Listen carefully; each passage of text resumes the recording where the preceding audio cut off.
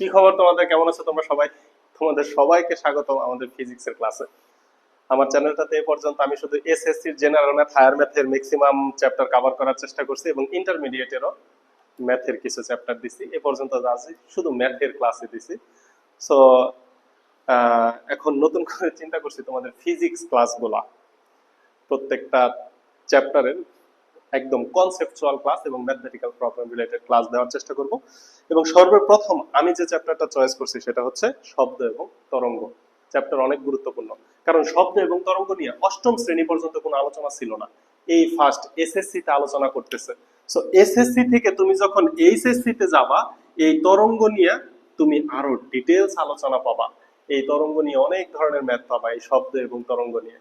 এরপরে যখন তুমি ইঞ্জিনিয়ারিং পড়বা, সেটা তুমি ট্রিপলিতে পড়ো, বায়োমেট্রিক্যাল ইঞ্জিনিয়ারিং পড়ো বা যে কোনো ইঞ্জিনিয়ারিং, এই তরঙ্গ এবং শব্দ নিয়ে অনেক আলোচনা আছে, অনেক কথাবার্তা আছে। সো তুমি যদি এটা ডিপ স্টাডি না করো, তরঙ্গ একটা জিনিস, ঢেউ, যেটা তুমি পানির মধ্যে দেখে অভ্যস্ত, তুমি অন্য কোথাও কিন্তু কখনো তরঙ্গ দেখো নাই। আর শব্দ হচ্ছে আরেকটা জিনিস যেটা দ্বারা বোঝায় শক্তি। এই দুইটার মধ্যে সম্পর্ক কি, এই সম্পর্কটা ফিল যদি করতে না পারো, তাহলে এই চ্যাপ্টারের ম্যাথ আছে না, V equal to F lambda, এই একটা মাত্র সূত্র, যেই সূত্রটা অলরেডি তোমরা কিছুটা দেখে ফেলছো বা কেউ কেউ করেও ফেলছো, এই চ্যাপ্টার, এই সূত্র দিয়ে যদি আমি শুধু ম্যাথ করাই দিতাম, তুমি কিছু ম্যাথ পারতা, কারণ এই চ্যাপ্টারের ম্যাথ গুলা সহজ। কিন্তু এই চ্যাপ্টারটা ফিল করতে পারতা না। কেন পরবর্তীতে এই চ্যাপ্টারটা এত গুরুত্বপূর্ণ এবং তোমার লাইফে এত বেশি ইম্প্যাক্ট ফেলবে, এই বিষয়গুলো কিন্তু তুমি বুঝতা না। এই জন্য একটু মনোযোগ দিতে হবে। যতটুকু বেসিক কনসেপ্ট দরকার এসএসসির জন্য, এবং এই কনসেপ্টটা যদি তুমি একটু নোট করো, আমার সাথে সাথে যদি একটু লেখো, তাহলে তুমি ইন্টারমিডিয়েটে গেলেও আমার কথা মনে করবা। মনের অগোচর হইলেও একটা থ্যাঙ্কস দিবা, কারণ আমি এত সুন্দর করে এই তরঙ্গ, তরঙ্গ থেকে যে সিম্পল হারমোনিক মোশন, যেটা সরল স্পন্দন গতি, তোমাদের বইয়ের প্রথম টপিক, এসএসসির প্রথম টপিক সরল স্পন্দন গতি, মানে এই চ্যাপ্টারের প্রথম টপিক, এই বিষয়টা অ্যাকচুয়ালি কিভাবে আসছে এর ডিটেলসটা আমি ব্যাখ্যা করব। কথা কি বুঝাইতে পারছি? সো দেখো, তরঙ্গ, ওয়েভস বা ঢেউ, আর শব্দ হচ্ছে শক্তি, এনার্জি। এই শক্তি সঞ্চালনের জন্য একটা মাধ্যমের প্রয়োজন হয় না? শক্তি সঞ্চালনের জন্য মাধ্যম প্রয়োজন হয়। এই মাধ্যমটা হতে হয় জড় মাধ্যম। শক্তি সঞ্চালনের জন্য মাধ্যম প্রয়োজন, তাই না? এই মাধ্যমটা হতে হবে জড় মাধ্যম। জড় মাধ্যম বলতে কি, বাতাস হতে পারে, বায়ু বা বাতাস, পানি হতে পারে, লোহা হতে পারে, কঠিন পদার্থ হতে পারে। তাহলে শক্তি সঞ্চালনের জন্য মাধ্যম প্রয়োজন। কিন্তু কথা হচ্ছে মাধ্যম ছাড়াও শক্তি সঞ্চালিত হতে পারে। যেমন সূর্য থেকে আমাদের কাছে আলোক শক্তিটা আসতেছে, মাঝপথে তো কোনো মাধ্যম নাই। একটা নির্দিষ্ট উচ্চতার পরে বায়ুর যে 5টা স্তর, ট্রপোস্ফিয়ার, স্ট্র্যাটোস্ফিয়ার, ওজোন স্ফিয়ার, এগুলোর পরে কিন্তু ভ্যাকুয়াম, কোনো মাধ্যম নাই। ওইখানেও কিন্তু তরঙ্গ আকারে সূর্য শক্তিটা, আলোক শক্তিটা আমাদের কাছে আসতেছে, তাপ শক্তিটা আমাদের কাছে তরঙ্গ আকারে আসতেছে। তাহলে তরঙ্গ সঞ্চালনের জন্য মাধ্যম প্রয়োজন, মাধ্যম ছাড়াও তরঙ্গ সঞ্চালিত, সরি সরি সরি শক্তি সঞ্চালনের জন্য মাধ্যম প্রয়োজন, মাধ্যম ছাড়াও শক্তি সঞ্চালিত হতে পারে। এই যে যে শক্তি সঞ্চালনটা হয়, এই সঞ্চালনটা হয় হচ্ছে তরঙ্গ আকারে। তাহলে বুঝছো তরঙ্গ এবং শব্দের মধ্যে কেন সম্পর্ক? আমি যে কথা বলতেছি, আমার কথাতে শক্তি উৎপন্ন হচ্ছে, এই শক্তিটা তোমাদের কান পর্যন্ত পৌঁছাইতেছে। এই যে যে কান পর্যন্ত পৌঁছাইতেছে, এই কথাটা বাতাসের মধ্যে এই তরঙ্গ আকারে বা ঢেউয়ের আকারে সঞ্চালিত হচ্ছে। এই তরঙ্গ অনেক ধরনের হতে পারে। আমাদের আলোচনার বিষয় শুধুমাত্র একটা, সেটা হচ্ছে সিম্পল হারমোনিক মোশন বা সরল স্পন্দন গতি। ঠিক আছে, সহজ, সবচেয়ে সিম্পল, যেটা নামের মধ্যে যেহেতু সিম্পল আছে, তাহলে সবচেয়ে সিম্পল তরঙ্গটা নিয়ে আমরা আলোচনা করব। শুধু আমরা না, এইচএসসি তেও সবচেয়ে সিম্পল তরঙ্গটা নিয়েই আলোচনা করা হয়। আর জটিলগুলা আমরা মনে করো জানি না, ইঞ্জিনিয়ারিং যখন পড়বা তখন তুমি জানবা, কারণ সহজটা জানলে জটিলটাও তুমি শিখতে পারবা। কথা কি বুঝাইতে পারছি? তাহলে আসো, আমি যদি সিম্পল একটা ঢেউ অঙ্কন করি, তাহলে ঢেউটা কিরকম? তুমি সাধারণত যে ঢেউগুলা দেখছো, এই হচ্ছে ঢেউ, তাই না? এই ঢেউটা শুধু দেখলে হবে না, এখানে কি কি আছে? এখানে স্পন্দন আছে, এখানে কম্পন আছে। কম্পন বা স্পন্দন একই কথা। তোমাকে এই কম্পন বা স্পন্দন, এটা সম্পর্কে স্পষ্ট ধারণা পাইতে হবে। এই কম্পন এবং কম্পাঙ্ক, এই কম্পাঙ্ক সম্পূর্ণই ভিন্ন বিষয়, যাকে এর দ্বারা প্রকাশ করা হয়। কম্পন এবং কম্পাঙ্কর মধ্যে খুব সূক্ষ্ম একটা পার্থক্য আছে, এই পার্থক্য সম্পর্কে জানতে হবে। তারপরে এখানে তরঙ্গ দৈর্ঘ্য ল্যামডা বলে একটা কথা আছে, ল্যামডা সম্পর্কে জানতে হবে, পর্যায়কাল টি বলে একটা কথা আছে, এইগুলা সম্পর্কে জানতে হবে। এরপরেই এই চ্যাপ্টারের বিখ্যাত সূত্র V equal to F lambda, যার মাধ্যমে তুমি ম্যাথ করতে পারবা। কথা কি বোঝাইতে পারছি? এই বিষয়গুলো সম্পর্কে তোমাকে জানতে হবে, কিন্তু এলোমেলো ভাবে যদি একটার পর একটা বলতে থাকি তাহলে তোমার কনসেপ্ট গুলা ক্লিয়ার হবে না, সবকিছু ঘুরায় পেঁচাই যাবে। আমি কনসেপ্ট 2 মিনিট 3 মিনিট বা 5 মিনিটের মধ্যে সবগুলো আলোচনা করে দিয়ে আমি ম্যাথে ঢুকে যাইতে পারি, কিন্তু তুমি বারবার শুধু রিমাইন্ড করতে থাকবা কি বললো, কিভাবে বললো, কিভাবে এত ফাস্ট হয়ে গেল। এজন্য চলো আমরা একটু নোট আকারে পড়ি, যাতে তুমি বারবার রিভিশন দিতে পারো এবং একটা পর্যায়ে যায় এই চ্যাপ্টারের ম্যাথ গুলা ফিল করতে পারো। তা নাহলে শুধু ম্যাথ করবা কিন্তু ম্যাথ তোমার সাথে কথা বলবে না, সূত্র দেখলা ম্যাথ করলা কিন্তু ম্যাথে কি করলে এটাই তুমি বুঝবা না। তাহলে চলো আমি একটু চ্যাপ্টারটা যেভাবে গুছাইছি আমি ওইভাবে তোমাদের সামনে উপস্থাপন করি, এবং তোমরা যারা জানার জন্য ক্লাসটা দেখতেছো তারা একটু সাথে সাথে নোট করা শুরু করো। তাহলে প্রথম আমি যেটা নিয়ে আলোচনা করব সেটা হচ্ছে এক নজরে চ্যাপ্টার। এক নজরে চ্যাপ্টার মানে এই চ্যাপ্টারে আমরা কি কি বিষয় জানবো, জানার পরে সামনের দিকে অগ্রসর হব, সেইটা একটু আলোচনা হয়ে যাক। অর্থাৎ আমাদের নিজেদের ভাষায় এই চ্যাপ্টারের একটা সূচিপত্র তোমার সামনে তুলে ধরতেছি। 1 নাম্বার, সবার প্রথম আমরা জানবো পর্যায়বৃত্ত গতি বিষয়টা কি। সবার প্রথম আমরা পর্যায়বৃত্ত গতি নিয়ে জানবো, পর্যায়বৃত্ত গতি। এখন কথা হচ্ছে এই পর্যায়বৃত্ত গতিটা তোমাকে সেকেন্ড চ্যাপ্টারে বোঝানো হয়েছে। এই সেকেন্ড চ্যাপ্টারে বোঝানো হওয়ার কারণে এই সপ্তম চ্যাপ্টারে এটা আলোচনা করা হয় না, কিন্তু যেহেতু আমি তরঙ্গ পড়বো তাহলে তরঙ্গটা কিভাবে উৎপন্ন হয়েছে এটা জানার জন্য আমাকে কিন্তু এই পর্যায়বৃত্ত গতিটা একটু ভালো করে বুঝে আসতে হবে। 2 নাম্বার, পর্যায়বৃত্ত গতি জানার পরেই আমি যেটা জানবো সেটা হচ্ছে সরল সন্দিত বা সরল স্পন্দন গতি। সরল স্পন্দন গতি, এই যে সরল স্পন্দন গতি এটা হচ্ছে এই চ্যাপ্টারের প্রাণ। এটাকেই বলা হয় সিম্পল। সরল মানে সিম্পল, স্পন্দন মানে হারমোনিক, সিম্পল হারমোনিক মোশন, গতি মানে মোশন, সিম্পল হারমোনিক মোশন। এটাকে সংক্ষেপে SMH ও বলা যায়, সিম্পল হারমোনিক মোশন। এটাই হচ্ছে এই চ্যাপ্টারে কনসেপ্ট বোঝার জন্য সবচেয়ে গুরুত্বপূর্ণ। এখান থেকে দুইটা সূত্র আছে, একটা হুকের সূত্র আছে F = -kx, আর দুইটা হচ্ছে পর্যায়কালের সূত্র আছে স্প্রিং এর ক্ষেত্রে এবং হচ্ছে সরল দোলকের ক্ষেত্রে। তো এই সিম্পল স্পন্দন গতিটা জানার জন্য আমরা যে দুইটা বিষয় নিয়ে আলোচনা করব সেটা হচ্ছে স্প্রিং এবং সরল দোলক। এই দুইটাই তোমার চ্যাপ্টারে আলোচনা করা হয়েছে। কথা কি বোঝানো গেল? এবং এদের পর্যায়কাল কিভাবে বের হয় সেটা আমরা দেখব। আর হুকের সূত্রটা কোনো ব্যাখ্যা কোনো প্রমাণ তোমার বই দেয় নাই, ওইটা আমরা একটু হালকা করে দেখে ফেলবো যে কেন এমনটা হয়েছে। দেখবা F = -kx। ওকে, এরপরে 3 নাম্বারে এই দুইটা জিনিস জানার পরে পর্যায়বৃত্ত গতি এবং সরল স্পন্দন গতিটা জানার পরে এই সরল স্পন্দন গতিটাই তৈরি করে তরঙ্গ। এটা জানার পরেই আমরা আমাদের টপিক যেটা তরঙ্গ, এই তরঙ্গতে ঢুকে যাব। তরঙ্গতে ঢোকার পরে আমরা ঢুকবো হচ্ছে তরঙ্গের রাশিমালা। ওই যে একটা তরঙ্গ এঁকে তোমাকে যেমন বললাম কি কি শিখতে হবে, তো তরঙ্গের রাশিমালার মধ্যে আমরা 4 নাম্বারে শিখে ফেলবো পর্যায়কাল বিষয়টা কি। পর্যায়কাল এবং এগুলার সংজ্ঞাগুলা তোমাদের এই ফিজিক্স বইয়ে দেওয়া নাই, 2009, 10, 11 যে ফিজিক্স বই ছিল ওখানে দেওয়া ছিল। আমি প্রত্যেকটা সূত্র একটু লিখে দিব, টাইম সেভ করার জন্য আমি আগে লিখে তোমাদের দিব, তোমরা একটু স্ক্রিনশট নিয়ে নিবা বা পোস্ট করে খাতায় লিখে নিবা। কিন্তু যেহেতু তোমাদের এক কথায় উত্তর আছে, 10টা এক কথায় উত্তর লিখতে হয় না, যার জন্য 20 নাম্বার, সো ওইখানে তুমি পাবা। কথা বুঝতে পারছো না? 5টা লিখতে হয়, যার জন্য 10 নাম্বার সম্ভবত। ওকে, 5 নাম্বারে পর্যায়কালটা শেখার পরে আমাদের শিখতে হবে কম্পাঙ্ক কি জিনিস। এই পর্যায়কাল শেখার পরে আমরা শিখে ফেলবো কম্পাঙ্ক। আমরা কি শিখে ফেলবো? কম্পাঙ্ক। তাইলে কম্পন বা স্পন্দন এবং কম্পাঙ্ক দুইটা ভিন্ন বিষয়। এর যে পর্যায়কাল এটাকে প্রকাশ করা হয় ক্যাপিটাল লেটার টি দ্বারা এবং এটার একক হচ্ছে এস বা সেকেন্ডে প্রকাশ করা হয়। আর কম্পন এটাকে প্রকাশ করা হয় স্মল লেটার এফ দ্বারা, এবং এই কম্পনের এককই হচ্ছে হার্জ। তোমরা জানো আমরা 20 থেকে 20,000 হার্জ পর্যন্ত শুনতে পারি, এর বেশি বা কম আমরা শুনতে পারি না। তাহলে এই 20 কি, 20,000 হার্জ কি, এই হার্জ বিষয়টা সম্পর্কে তোমার খুব সুন্দর একটা ধারণা থাকতে হবে। 6 নাম্বার, এরপরে তুমি এই যে পর্যায়কাল এবং কম্পাঙ্ক যেটা, এই পর্যায়কাল এবং কম্পাঙ্কের মধ্যে একটা সম্পর্ক আছে। পর্যায়কাল ও কম্পাঙ্ক কম্পাঙ্ক এর সম্পর্ক, গাণিতিক সম্পর্ক, এটা আমরা একটু প্রমাণ সহ দেখব। সম্পর্কটা এরকম, f = 1/t।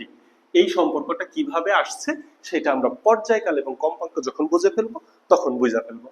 7 নম্বরে লেখা হচ্ছে, এরপরে আমরা অলমোস্ট শেষ করে ফেলছি। পর্যায়কাল এবং কম্পাঙ্কের মধ্যে সম্পর্কটা জানতে পারলে এরপরে তুমি জানবা হচ্ছে এই তরঙ্গ দৈর্ঘ্য এবং তরঙ্গ বেগের মধ্যে সম্পর্ক। তাহলে কি কি জানবো? তরঙ্গ দৈর্ঘ্য, তাহলে অবশ্যই আমার তরঙ্গ দৈর্ঘ্য শিখে নিতে হবে, ও তরঙ্গ বেগের মধ্যে সম্পর্ক। তরঙ্গ বেগের মধ্যে সম্পর্ক, এই সম্পর্কটাই হচ্ছে আমাদের কাঙ্ক্ষিত v = f ল্যামডা। এই সূত্রটার প্রমাণ আমরা একটু দেখব। খুবই ছোট ছোট, ভাবতেছে এতগুলা টপিক খুবই কম সময়ের মধ্যে শেষ হয়ে যাবে। দেখো এরপরে 8 নম্বরে আমরা কি করব? 8 নম্বরে আমরা হচ্ছে এই যে শব্দের প্রতিফলন, তারপরে হচ্ছে পাহাড়ের, এবং এই যে এই সম্পর্কটা দেখার সাথে সাথে আমরা ম্যাথ প্রবলেম গুলো সলভ করা শুরু করব। এবং এই চ্যাপ্টারের মোটামুটি 80% কনসেপ্ট এইখানে আমাদের ডান হয়ে যাবে। এরপরে আরেকটা টপিক থাকে, সেটা হচ্ছে শব্দের প্রতিফলন। কি বাকি থাকে? শব্দের প্রতিফলন। শব্দ কোনো পৃষ্ঠতে যে প্রতিফলিত হয়, প্রতিফলন হয়ে আমাদের কাছে ফিরে আসে, এটাকে কাজে লাগিয়ে আমরা পাহাড়ের দূরত্ব বের করতে পারবো। পাহাড়ের দূরত্ব, তারপর হচ্ছে সাগরের গভীরতা নির্ণয় করা যায়, কূপের গভীরতা নির্ণয় করা যায়। এই কূপের গভীরতা নির্ণয়ের ম্যাথ তোমাদের জন্য খুবই গুরুত্বপূর্ণ। কূপের গভীরতা নির্ণয়, এই ধরনের ম্যাথগুলা আমরা সলভ করব। তাইলে এই চ্যাপ্টারে সকল কিছু শেখা শেষ হয়ে যাবে। তরঙ্গ বাতাসের মধ্যে যে প্রবাহিত হয়, এটা কিন্তু বাতাসের টেম্পারেচারের উপর নির্ভর করে। সো বায়ুর টেম্পারেচার বাড়লে শব্দের বেগ কম বেশি হতে পারে। এই বিষয়গুলো নিয়ে ডিটেইলস আলোচনা করব। এই হচ্ছে এক নজরে এই চ্যাপ্টার। কি কি করব আমরা? ফার্স্ট পর্যায়বৃত্ত গতি পড়ব, সরল স্পন্দন গতি পড়ব, তরঙ্গ পড়ব। এই পর্যন্ত হচ্ছে তোমার বেসিক কনসেপ্ট তরঙ্গ বোঝার জন্য। এরপরে হচ্ছে এইখান থেকে হচ্ছে তরঙ্গের রাশিমালাগুলা। এই তরঙ্গের রাশিমালাগুলা পড়ার সাথে সাথে আমরা সূত্রের প্রমাণগুলা দেখে ফেলবো। এরপরে ইনশাআল্লাহ আজকের ক্লাসে ম্যাথ প্রবলেমে ঢুকে যাব।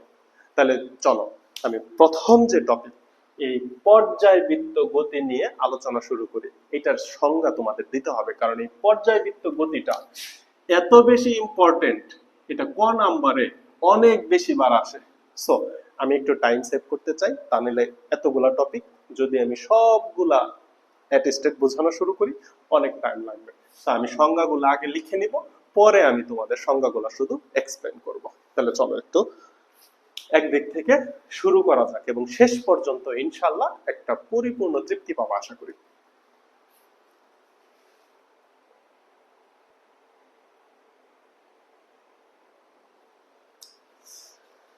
দেখো পর্যায়বৃত্ত গতি, পর্যায়বৃত্ত গতি তোমরা অলরেডি দেখে আসছো। এরপরে আবার সংজ্ঞাটা দেখো। পর্যায়বৃত্ত গতি বা পিরিয়ডিক মোশন, সূত্রটা কি?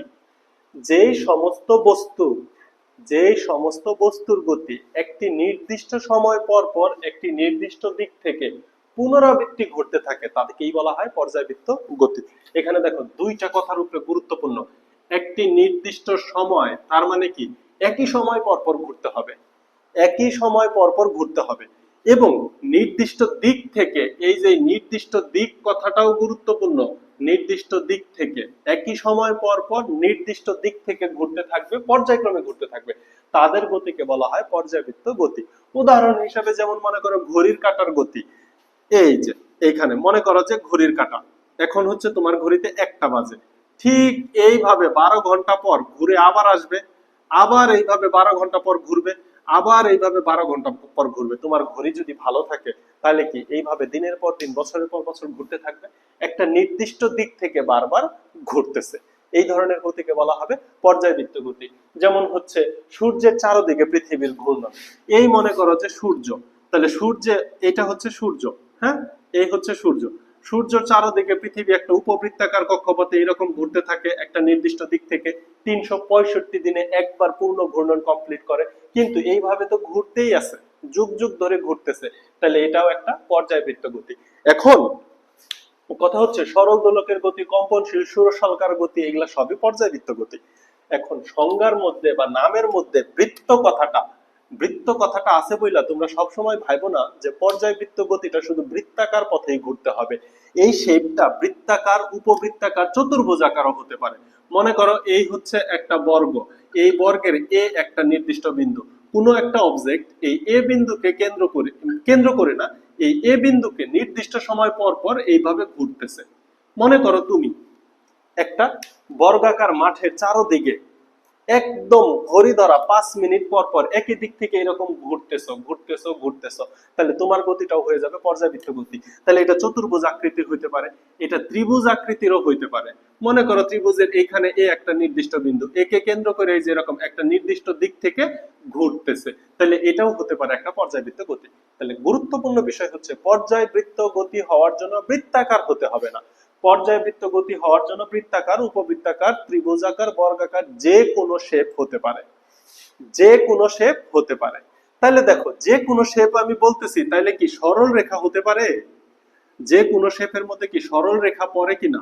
মনে করো এ বিন্দু থেকে একটা বস্তু যাত্রা শুরু করলো, বি বিন্দুতে যায় পৌঁছালো, আবার বি বিন্দু থেকে এ বিন্দুতে আইসা পৌঁছাইলো, এরপরে আবার এ থেকে বিতে যাচ্ছে, তাইলে কি এটা পর্যায়বৃত্ত গতি হবে কিনা? এইটা পর্যায়বৃত্ত গতি হবে কিনা এটা বোঝাটাই হচ্ছে সিম্পল হারমোনিক মোশন। কারণ সরল স্পন্দন গতির সাথে এই সরল রৈখিক গতিটা, এই শেপটা সরল রৈখিক হওয়াটা সবচেয়ে গুরুত্বপূর্ণ। দেখো এখানে কয়েকটা বিষয়ে কনফিউশন আছে। আমার এখানে দিচ্ছে নির্দিষ্ট সময় পর পর, তার মানে এ থেকে বিতে যেতে সময় লাগবে একটা নির্দিষ্ট সময়, কিন্তু এখানে নির্দিষ্ট দিক থেকে বলছে, এটাও তো একটা গুরুত্বপূর্ণ। তাহলে দেখো তো এ থেকে বিতে গেল একটা দিকে, আবার বি থেকে এর দিকে আসতেছে, তাহলে দিকটা কি পরস্পর বিপরীত দিক হয়ে গেল না? এখন দিক যদি পরস্পর বিপরীত হয় তাহলে এইটা পর্যায়বৃত্ত গতি হবে কিনা এটা একটা গুরুত্বপূর্ণ বিষয়। তাহলে এই বিষয়টা বোঝানো হবে সরল স্পন্দন গতিতে। তাহলে আমি কি পর্যায়বৃত্ত গতি বোঝাইতে পারছি? পর্যায়বৃত্ত গতি মানে কি একটি নির্দিষ্ট সময় পর পর একটি নির্দিষ্ট দিক থেকে পর্যায়ক্রমে অতিক্রম করতে থাকলে কোন একটা নির্দিষ্ট বিন্দুকে, তাহলে সেই গতিকেই বলা হবে পর্যায়বৃত্ত গতি। তাহলে এই যে পর্যায়বৃত্ত গতি যে কোনো শেপ হতে পারে, বৃত্তাকার, উপবৃত্তাকার, ত্রিভুজাকার, বর্গাকার, বহুভুজ আকৃতির যে কোনো শেপের হতে পারে, ইভেন এটা সরল রেখাও হতে পারে। তার মানে এই যে সরল রৈখিক গতি যেটা, এটাকেই বলা হয় সরল স্পন্দন গতি। তাহলে তুমি বলতে পারো সরল স্পন্দন গতি হচ্ছে সাবসেট অফ, সরল স্পন্দন গতি হচ্ছে একটা উপসেট কার?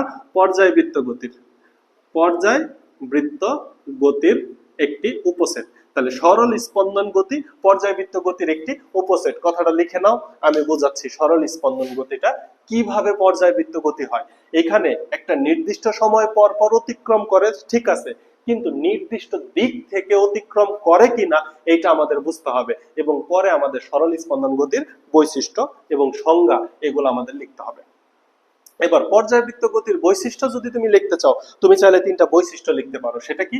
একটি নির্দিষ্ট সময় পর পর অতিক্রম করবে, 2 নম্বর বৈশিষ্ট্য একটি নির্দিষ্ট দিক থেকে অতিক্রম করবে, 3 নম্বর বৈশিষ্ট্য পর্যায়বৃত্ত গতির 3 নম্বর বৈশিষ্ট্য এটা যে কোনো শেপ বা আকৃতির হতে পারে। এই হচ্ছে 3টা পর্যায়বৃত্ত গতির বৈশিষ্ট্য। এইবার চলো এই চ্যাপ্টারের সবথেকে গুরুত্বপূর্ণ টপিক, সেটা হচ্ছে সরল স্পন্দন গতি।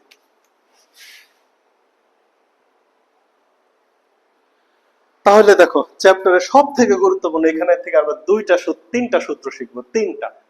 সেটা হচ্ছে সরল স্পন্দন গতি বা সিম্পল হারমোনিক মোশন, একদম এসএসসি এবং ইন্টারের একদম হট কেক, মনোযোগ দাও। পর্যায়বৃত্ত গতির একটি বিশেষ রূপই হচ্ছে এই সরল স্পন্দন গতি। তার মানে সরল স্পন্দন গতিও একটা পর্যায়বৃত্ত গতি। যে পর্যায়বৃত্ত গতির আকৃতি হচ্ছে সরল রৈখিক হবে তাই পর্যায়বৃত্ত গতি। অর্থাৎ যে পর্যায়বৃত্ত গতিটা এই যে এমন এমন এমন এমন করবে অথবা এমন এমন করবে, সরল রৈখিক পথে এইরকম যাইতে থাকবে, আসতে থাকবে, তাহলে সরল স্পন্দন গতি যখনই হবে তখনই তোমার হাতটাকে এমন কাঁপাবা। সরল রৈখিক পথে, এটার ইংরেজি একটা নাম আছে, এই যে এইদিকে যাবে এইদিকে আসবে, অর্থাৎ এমন এমন হতে থাকবে, এটাকে বলা হয় to and fro, to and fro. সরল রৈখিক, up down up down up down up down, এই ধরনের গতিকে বলা হয় সরল স্পন্দন গতি। কথা কি বোঝাইতে পারছি? যেমন স্প্রিং, একটা স্প্রিং কেমন করে যদি টান দিয়ে ছেড়ে দাও সে এমন এমন করতে থাকবে, তাহলে এটা একটা পর্যায়বৃত্ত গতি। স্বল্প বিস্তারে দোদুল্যমান সরল দোলকের গতি। পূর্ণ বিস্তারে দোদুল্যমান সরল দোলকের গতি পর্যায়বৃত্ত গতি না, স্বল্প বিস্তারে হতে হবে। তাইলে আসো খেয়াল করি ঘটনাটা কি হয়।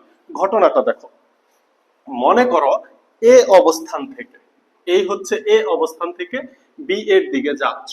তাহলে আমি একটু আগে বললাম এ থেকে তুমি বি তে গেছো, বি থেকে আবার এ তে আসছো। তাহলে পর্যায়বৃত্ত গতির যে মেইন সূত্র ছিল, একটা নির্দিষ্ট সময় পর পর, মনে করো এ থেকে বি তে গেছো, বি থেকে আবার এতে আসছো, এতে টোটাল টাইম লাগছে হচ্ছে টি। নির্দিষ্ট সময় পর পর নির্দিষ্ট দিক থেকে অতিক্রম করতে হবে। এখানে এ থেকে বি এর দিক একটা, বি থেকে এর দিক তার বিপরীত দিক। এখন দেখো তো, তুমি যখন এই যে পৃথিবীর পাশে সূর্যটা, সূর্যের পাশে পৃথিবীটা যখন ঘুরতেছিল, তখন দেখো তো একটা নির্দিষ্ট দিক থেকে, এইরকম নির্দিষ্ট দিক থেকে ঘুরতেছিল না? সব সময় একটা নির্দিষ্ট দিক থেকে ঘুরতেছিল। এইখানে কি নির্দিষ্ট দিকটা হয়েছে? নির্দিষ্ট দিক হয়েছে। কিভাবে দেখো, সূর্য যখন পৃথিবীতে ঘুরে, এই মনে করো এ অবস্থান, এটা কি অবস্থান? এ অবস্থান। এটা মনে করো বি অবস্থান, পরপর বিপরীত। তাহলে দেখো তো, এ থেকে বি তে গিয়ে আবার এতে আসে, তার মানে এ থেকে যাত্রা শুরু করে সম্পূর্ণ পথ ঘুরে আবার যদি এতে আসে, তাকে বলা হয় পর্যায়কাল, এবং তাকে টি দ্বারা প্রকাশ করা হয়। তাহলে এখানে ঘটনা কি ঘটবে? এ থেকে বি তে যাবে, আবার বি থেকে এতে আসবে, এতে সময় লাগে টি, যাকে বলা হয় পর্যায়কাল। এই পর্যায়কালের সংজ্ঞা আমরা পরে দেখব। তাহলে এ থেকে বি তে গেছে, আবার বি থেকে এতে আসছে, এটা হচ্ছে একটা পর্যায়কাল। আচ্ছা, এই টি সময় পর দেখো তো আবার এ থেকে বি এর দিকে যাত্রা শুরু করতেছে, অর্থাৎ একটা নির্দিষ্ট দিক হইতেছে না? এ থেকে বি তে গিয়ে বি থেকে এতে আসে টি সময়ে, আবার এ থেকে বি তে যায়, বি থেকে এতে আসে টি সময়ে, আবার এ থেকে বি তে যায়, বি থেকে এতে আসে টি সময়ে। তাহলে কি এটা একটা পর্যায়বৃত্ত গতি হইতেছে না? কিন্তু মজার বিষয় হচ্ছে, এটার যাত্রার অর্ধেক সময় হচ্ছে টি বাই টু, এই অর্ধেক সময় যে দিকে যায়, বাকি অর্ধেক সময় তার বিপরীত দিকে আসে। তাইলে আমি যে বলতেছি পর্যায়বৃত্ত গতি হওয়ার জন্য একই দিক হতে হবে, কিন্তু আমি বললাম এ থেকে বি যে দিক, বি থেকে তার বিপরীত দিক, কিন্তু এটা তো অর্ধেক সময়ের ঘটনা। পূর্ণ সময়ে তো সে এ থেকে বিতেই যাচ্ছে বারবার, টি সময় পর পর। সাপোজ এ থেকে বিতে যেতে সময় লাগে 5 সেকেন্ড, তাহলে বি থেকে এতে সময় লাগবে 5 সেকেন্ড। তাহলে এই পর্যায়কাল ইকুয়াল টু হবে 10 সেকেন্ড। দেখো 10 সেকেন্ড পর পর এ থেকে বি এর দিকেই যাচ্ছে, এ থেকে বিতে গিয়ে আবার এতে ফেরত আসে 10 সেকেন্ডে, আবার 10 সেকেন্ড পর এ থেকে বি এর দিকেই যাত্রা শুরু করে। অর্থাৎ 10 সেকেন্ড পর পর সে এ থেকে বিতে যায়, আবার ফিরে আসে, আবার এ থেকে বিতে যায়, আবার ফিরে আসে, আবার এ থেকে বিতে যায়, আবার ফিরে আসে। তাহলে এটা একটা পর্যায়বৃত্ত গতি হয়ে গেল না? এটা একটা পর্যায়বৃত্ত গতি। তাহলে পর্যায়বৃত্ত গতির সংজ্ঞাটার মধ্যে ঘটনা এই বিষয়টা দেওয়া লাগবে যে যাত্রা পথের অর্ধেক সময় যে দিকে যায়, বাকি অর্ধেক সময় তার বিপরীত দিকে আসে।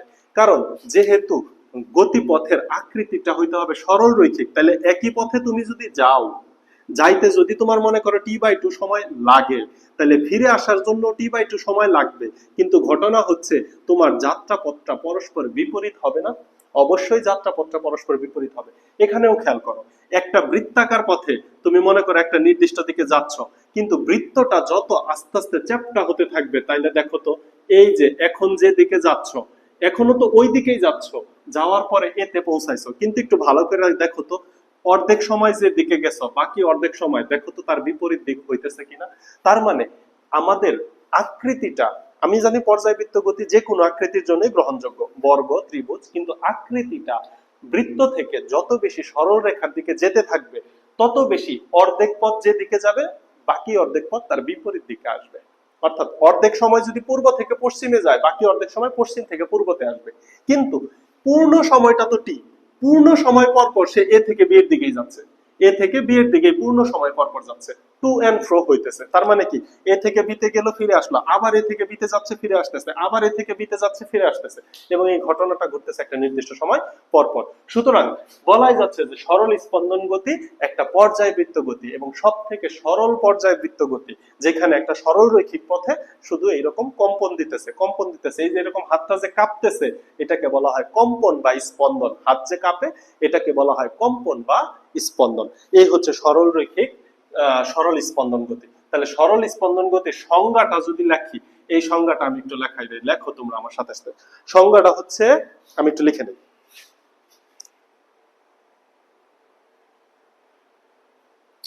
দেখো সংজ্ঞাটা তোমরা একটু তুলে নাও, সংজ্ঞাটা একটু লিখে নাও। পর্যায়বৃত্ত গতি সম্পন্ন কোনো বস্তু যদি পর্যায়কালের অর্ধেক সময় কোনো নির্দিষ্ট দিকে এবং বাকি অর্ধেক সময় ওই একই পথে তার বিপরীত দিকে চলে, তবে এর গতিকে সরল স্পন্দন গতি বলে।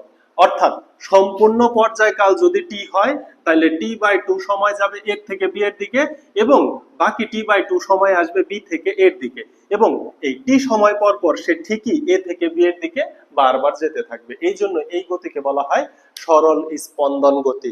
এই গতির সব থেকে সুন্দর একটা উদাহরণ হয় হচ্ছে স্প্রিং। এই গতি দেখার সাথে সাথে তোমার মাথায় স্প্রিং কথাটা আসা উচিত। এই মনে করো যে তোমার বাসার ছাদ বা সিলিং এর শক্ত একটা অবজেক্ট, এইখানে তুমি একটা স্প্রিং কে এইভাবে ঝুলায় রাখছো। দেখো, একটা স্প্রিং কে এইভাবে ঝুলায় রাখছো, একটা স্প্রিং কে এইভাবে রাখছো। এইটা হচ্ছে একটা সাম্যাবস্থা। এটা কি অবস্থা? সাম্যাবস্থা। বুঝো, এটা হচ্ছে সাম্যাবস্থা। এখানে স্প্রিংটাকে রাখছো, বুঝো, কিন্তু স্প্রিং কে রাখছো। এখন স্প্রিং এর নিচে একটা বব বা কোনো একটা ভর ঝুলায় দিছো, ঝুলায়া টেনে ধরছো। তাহলে যদি স্প্রিংটাকে টান দাও, তাহলে কি স্প্রিংটা এরকম একটু প্রসারিত হবে কিনা? স্প্রিং কে ঝুলানোর পরে টেনে তুমি এই পজিশনে আনলা, এইখানে আনার পরে তুমি স্প্রিংটাকে ছেড়ে দিতেছো। তাইলে দেখো তো, এই অংশটুকুকে স্প্রিং এর সরণ বলা যাবে কিনা? এই অংশটুকু স্প্রিং এর সরণ কি? এস। এই অংশটুকু হচ্ছে স্প্রিং এর সরণ। কারণ কি? সাম্যাবস্থা হচ্ছে এই অবস্থানটা, এইখান থেকে তুমি টান দিয়ে নিচের দিকে আনছো, তাহলে এটা হচ্ছে সরণ। এখন স্প্রিং এর মধ্যে একটা প্রত্যয়নী বল কাজ করে। কি ধরনের বল?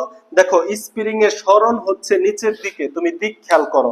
আর প্রত্যয়নী বলটা এই যে এফ ফোর্স, যেটাকে এফ আর দ্বারা প্রকাশ করা হয়, এই প্রত্যয়নী বলটা কাজ করে উপরের দিকে। কারণ কি? স্প্রিং কে যখন আমি নিচে টেনে ছেড়ে দিব, স্প্রিং এর মধ্যে একটা স্থিতিস্থাপকতা আছে। স্থিতিস্থাপকতা কি? হুকের সূত্র অনুযায়ী প্রত্যেকটা জিনিসের একটি স্থিতিস্থাপকতা আছে। যেমন এই কলমটাকে আমি কতটুকু বাঁকা করব, বাঁকা করার পরে অবশ্যই তার পূর্বের অবস্থানে ফিরে যেতে যাবে। এটাই হচ্ছে স্থিতিস্থাপক ধর্ম। তো স্প্রিং এর মধ্যে একটা স্থিতিস্থাপক ধর্ম আছে। স্প্রিং কে যখন আমি নিচের দিকে টান দিব, তার মানে কি? স্প্রিং কে উপরের দিকে কেউ একজন ধরে রাখার চেষ্টা করতেছে। যদি কেউ একজন উপরের দিকে ধরে রাখার চেষ্টা না করতো, তাহলে তো আমাকে স্প্রিংটাকে টান দিয়ে লম্বা করা লাগতো না, এমনি এমনি স্প্রিংটা ঝুলা পড়তো। তাহলে এমনি এমনি যেহেতু স্প্রিংটা ঝুলা পড়তেছে না, তার মানে কি? স্প্রিংকে উপরের দিকে কেউ একজন টান দিয়ে ধরে রাখছে। যেই টান বলটার বিপরীতে আমার বল প্রয়োগ করা লাগতেছে, সেই টান বলটাকে বলা হয় প্রত্যয়নী বল এফ। এই প্রত্যয়নী বল সব সময় সরণের বিপরীত দিক। এই প্রত্যয়নী বল সব সময় কি? সরণের বিপরীত দিক। তাহলে প্রত্যয়নী বল এফ সমানুপাতিক মাইনাস এস। এই মাইনাস এসটাকে তোমাদের বই, এই যে যে সরণ, এই সরণ এসটাকে তোমাদের বই এক্স দ্বারা প্রকাশ করছে। তাহলে এই সরণ এস এর জায়গায় আমি এক্স দ্বারা প্রকাশ করে দিলাম। তাহলে প্রত্যয়নী বল সমানুপাতিক হচ্ছে মাইনাস এক্স। এবার দেখো, স্প্রিং এর মধ্যে যেহেতু একটা স্থিতিস্থাপক ধর্ম আছে, তাহলে আমি যে নিচের দিকে টেনে ছেড়ে দিছি, তাহলে স্প্রিংটা এখন উপরের দিকে উঠতে থাকবে। কিন্তু গতি জড়তা বলে আরেকটা কথা আছে না? স্প্রিংটা যাইতে চাবে সাম্য অবস্থায়, উপরের দিকে কোথায় যাইতে চাবে? সাম্য অবস্থায়। কারণ সাম্য অবস্থা থেকে টান দিয়ে আমি নিচে নামাইছি, এখন যদি ছেড়ে দেই, ও যাইতে চাবে সাম্য অবস্থায়। কিন্তু সাম্য অবস্থায় যাওয়ার মুহূর্তে তার একটা গতি জড়তা বলে কথা আছে। এই জন্য কি করবে? সে সাম্য অবস্থা থেকে উপরে চলে যাবে এবং পরবর্তীতে স্প্রিংটা এই যে এরকম সংকুচন ঘটবে। স্প্রিংটা কি হবে? এই যে এরকম সংকুচন ঘটবে। সংকুচন ঘটে মনে করো এই যে এই অবস্থানে আসলো। কথা কি বোঝানো গেল?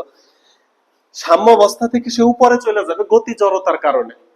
এখন এইখানে যাওয়ার পরে, এইখানে যাওয়ার পরে এখন দেখো তো, সাম্য অবস্থা থেকে তার সরণ কত? এক্স। এখন সে উপরে চলে গেছে, কিন্তু সাম্য অবস্থাতে তো সে আসতে চায়, সে সবসময় সাম্য অবস্থাতে থাকতে চায়। এখন তার প্রত্যয়নী বল দেখো নিচের দিকে, এই যে প্রত্যয়নী বল এফ আরটা হচ্ছে নিচের দিকে। তার মানে কি? সরণ যে দিকে হয়, প্রত্যয়নী বল সবসময় তার বিপরীত দিকে হয়। আরো সুন্দর একটা উদাহরণ দেই। মনে করো যে এই হচ্ছে একটা স্প্রিং, এই হচ্ছে স্প্রিং এর সাম্যাবস্থা। এখন স্প্রিংটাকে তুমি হাত দিয়ে চাপ দিছো, চাপ দিয়ে এটাকে একদম সংকুচিত করে ফেলছো, সংকুচিত করে এই পজিশনে নিয়ে আসছো। আনার পরে যদি তুমি ছাইরা দাও, ছাইরা দিলে পরের চিত্রটাতে স্প্রিং এইরকম লম্বা হয়ে যাবে না? কারণ কি, ও নিচের দিকে নামা যাইতে চাবে, কিন্তু ও তো অ্যাকচুয়ালি আসতে চায় সাম্য অবস্থায়। স্প্রিং আসতে চাবে সাম্য অবস্থায়, গতি জড়তার কারণে সে নিচে নামা যাবে। এখন যখন আমি চাপ দিয়ে স্প্রিংটাকে উপরে উঠাইছি, তখন এই যে এই অংশটুকু, এই যে রেড অংশটুকু হচ্ছে তার সরণ এক্স। এবার দেখো তো, সরণ এক্স উপরের দিকে, কিন্তু স্প্রিং থাকতে চায় সাম্য অবস্থায়, তাহলে তার প্রত্যয়নী বল এফ কিন্তু নিচের দিকে। এই জন্য এই যে প্রত্যয়নী বল সব সময় হয় কি, সরণের সমানুপাতিক কিন্তু বিপরীত দিকে। এখন তুমি জানো কি, সমানুপাতিক চিহ্ন সরানোর জন্য একটা ধ্রুবক ব্যবহার করা হয়। স্প্রিং এর ক্ষেত্রে ধ্রুবক হচ্ছে কে। এই কে কে বলা হয় স্প্রিং ধ্রুবক। কে কে কি বলা হয়? স্প্রিং ধ্রুবক। তোমরা যারা চতুর্থ চ্যাপ্টারের ম্যাথ করছো, তোমরা স্প্রিং ধ্রুবক পড়ে আসছো। এই কে এর মান হচ্ছে স্প্রিং এর ইন্টারনাল একটা ধর্ম। স্প্রিংটা কি দিয়ে বানানো হয়েছে তার উপর নির্ভর করে, স্প্রিং এর প্যাচ সংখ্যার উপর নির্ভর করে। যেমন মনে করো যে আমি যদি এইখানে একটা স্প্রিং অঙ্কন করি, মনে করো এই হচ্ছে একটা স্প্রিং, আর মনে করো এইখানে আরেকটা স্প্রিং অঙ্কন করতেছি, এই হচ্ছে আরেকটা স্প্রিং। এবার তুমি নিজের চোখে বলো কোন স্প্রিংটার কে এর মান বেশি হবে? এই স্প্রিংটার কে বেশি, কারণ এটা নির্ভর করে স্প্রিং এর পাক সংখ্যার উপর, উপাদানের উপর। ট্রেনের স্প্রিং আছে, আবার খেলনা গাড়ির স্প্রিং আছে। খেলনা গাড়ির স্প্রিং তুমি আঙ্গুল দিয়ে চাপ দিয়েই ছোট বড় করতে পারো, কিন্তু ট্রেনের যে স্প্রিং বা ট্রাকের যে স্প্রিং, এটার উপরে তুমি দাঁড়ায় লাফাইলেও এটাকে ছোট বড় করতে পারবা না। কারণ কি, এর কের মান অনেক বেশি। তাহলে স্প্রিং এর কের মান যত বেশি হয়, ওই স্প্রিংটার শক্তি তত বেশি হয়। তাহলে কে হচ্ছে স্প্রিং এর ইন্টারনাল ধর্ম। এটা অনেক কিছুর উপর নির্ভর করে। এই হচ্ছে তোমার এই যে এই সূত্রটাই হচ্ছে এই যে এফ সমানুপাতিক মাইনাস এক্স, এই কথাটা কে বলছে?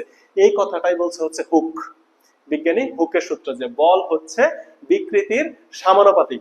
অর্থাৎ যত বেশি বল প্রয়োগ করবা তত বেশি বিকৃতি হবে। বল বিকৃতি সমানুপাতিক। এখানে বিকৃতি মানে কি? সরণ, কতটুকু আমি সরাইছি, কতটুকু আমি সরাই নিছি। কথা কি বোঝানো গেল? তাহলে এই যে দেখো, এই সূত্রের দেখানো হয়ে গেল। এই সূত্র দ্বারা তোমাদের এমসিকিউ আসতে পারে। সেই ক্ষেত্রে সরণ দেওয়া থাকবে, স্প্রিং ধ্রুবক দেওয়া থাকবে, বলের মান বের করা লাগতে পারে। শেষ, এই পর্যন্ত শেষ। এটা হচ্ছে কি তোমার ওই যে হুকের সূত্রটা, ওইটা একটু হালকা করে বুঝাই দিলাম। এবার এইখান থেকে আসো, এইখান থেকে আমি হচ্ছে সরল স্পন্দন গতিটা বুঝাই এবং কিভাবে তরঙ্গ সৃষ্টি হয় সেই তরঙ্গটা বুঝাই। তাহলে এই যে সাম্য অবস্থা, সরণ, এই কথাগুলো তোমরা একটু লিখে নিও। ওকে, তাহলে দেখো স্প্রিংটা কি করতেছে। আমি যদি টেনে ছেড়ে দেই, তাইলে সে কি করতেছে? টেনে ছেড়ে দিলে সে এই যে পর্যন্ত উপরে উঠে যাচ্ছে। আমি স্প্রিংটাকে যদি সাম্য অবস্থা থেকে টান দিয়ে ছাইরা দেই, এই পর্যায়ে আয় না, তাহলে সে এই পর্যায়ে চলে যাবে। যাওয়ার পরে সংকুচিত হয়ে গেছে, এরপরে সে আবার নিচে নামবে, আবার উপরে উঠবে, আবার নিচে নামবে, আবার উপরে উঠবে, কিন্তু ঘটনাগুলো একই সরলরৈখিক পথে হইতে থাকবে। তার মানে যে একই জায়গায় এমন এমন করতে থাকবে, উপরে উঠতেছে, নামতেছে, আবার উঠতেছে, আবার নামতেছে, যেটাকে বলা হয় টু অ্যান্ড ফ্রো পথে গতিশীল। টু অ্যান্ড ফ্রো পথে গতিশীল। তাইলে কি একই পথে স্প্রিংটা ওঠানামা করতেছে, সরল রৈখিক পথে। এই জন্য স্প্রিং এর গতি একটি সরল স্পন্দন গতি। কথা কি বোঝানো গেল? স্প্রিং এর গতি একটি সরল স্পন্দন গতি। এখন এই গতিটা একটা সময় থেমে যাবে। কেন? কারণ কি, অভিকর্ষ বল আছে, বাতাসের ঘর্ষণ বল আছে, এটাকে বলা হয় ড্যাম্পিং।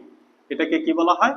ড্যাম্পিং। এই ড্যাম্পিং নিয়ে তোমাদের এইচএসসি পর্যন্ত কোনো আলোচনা নাই, ইঞ্জিনিয়ারিং এ গেলে এই ড্যাম্পিং নিয়ে আলোচনা শুনবা। আমরা যে স্প্রিংটা চিন্তা করতেছি, আমরা ধইরা নিছি এই স্প্রিং এর কোনো ভর নাই, কিন্তু বাস্তবে ভর ছাড়া কোনো স্প্রিং কে পাওয়া সম্ভব? সম্ভব না। তারপরে স্প্রিং এর ড্যাম্পিং থাকবে, আমরা ধরে নিছি কোনো ড্যাম্পিং নাই। অর্থাৎ কি, কোনো অভিকর্ষ বল নাই, কোনো ঘর্ষণ বল নাই, কোনো বাতাসের চাপ নাই, কিচ্ছু নাই। যদি না থাকতো, তাহলে এই স্প্রিংটা তুমি যদি একবার টান দিয়ে ছেড়ে দাও, ও সারা জীবন এমন এমন করতেই থাকবে, করতেই থাকবে, করতেই থাকবে, কখনোই থামবে না। কিন্তু বাস্তবে প্রকৃতপক্ষে তা হয় না। কারণ কি? ড্যাম্পিং এর জন্য। এটা নিয়ে ইঞ্জিনিয়ারিং এ পড়ানো হবে। তাইলে আসো, এইবার ঘটনা হচ্ছে পর্যায়কাল একটু পড়া যাক।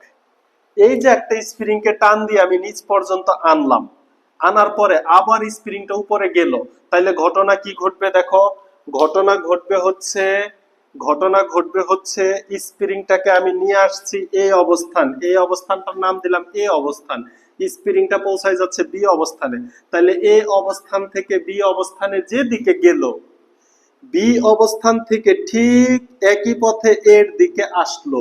এই যে আবার এ থেকে বি এর দিকে যাত্রা শুরু করলো, বি থেকে ফিরে আসলো, আবার এ থেকে বি এর দিকে যাত্রা শুরু করলো, তাহলে একই পথে উঠানামা করতেছে। তাহলে এ থেকে বি তে যেতে যে সময় লাগবে এবং বি থেকে এতে আসতে যে সময় লাগবে, টোটাল সময়টাকে বলা হয় পর্যায়কাল।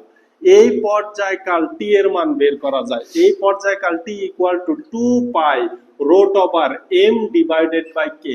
এম দ্বারা কি বোঝাচ্ছি, এই যে এখানে একটা বব ঝুলাই দিছি না, এই ববের ভর বোঝাচ্ছি এম দ্বারা। আমি যদি হাতে বল প্রয়োগ করি তাহলে তো ববের প্রয়োজন নাই।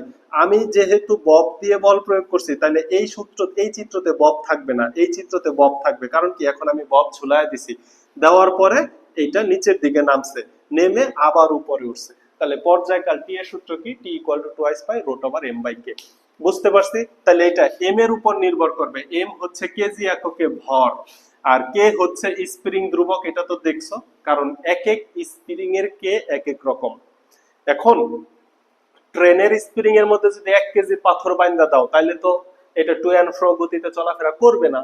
আর যদি ছোট খেলনা গাড়ির স্প্রিং এর মধ্যে 2 কেজির পাথর বাইন্দা দাও, ও তো একদম সোজা হয়ে যাবে, ও তো আর উপরে নিচে এরকম ওঠানামা করতে থাকবে না, বা স্পন্দনটা বন্ধ হয়ে যাবে। কথা কি বুঝতে পারছি? তাহলে স্প্রিং এর গতিটা নির্ভর করতেছে ভর এবং স্প্রিং ধ্রুবকের উপর।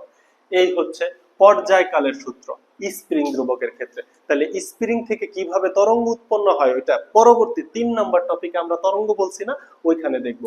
এখন একটু সরল দোলকটা আমরা একটু দেখে আসি, সরল দোলকের পর্যায়কালটা দেখে আসি। তাহলে স্প্রিং এর পর্যায়কালটা আমি নিচে লিখে রাখি, T equal to 2 pi root over M divided by K. T equal to 2 pi root over M divided by কে।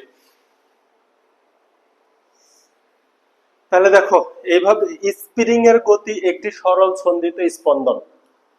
এবার সরল দোলকের গতিটা আমরা দেখব। উপরের সংজ্ঞাটা আমি মুছে দেই, উপরের সংজ্ঞাটা মুছে দেই, এটা তোমাদের আছে। সরল দোলকের গতিটা দেখো, সরল দোলক কি, এখানে একটু হেডিং দেই, সেটা হচ্ছে অল্প বিস্তরে দোদুল্যমান সরল দোলক।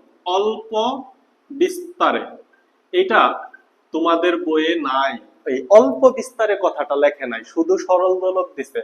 অল্প বিস্তারে দোদুল্যমান সরল দোলক।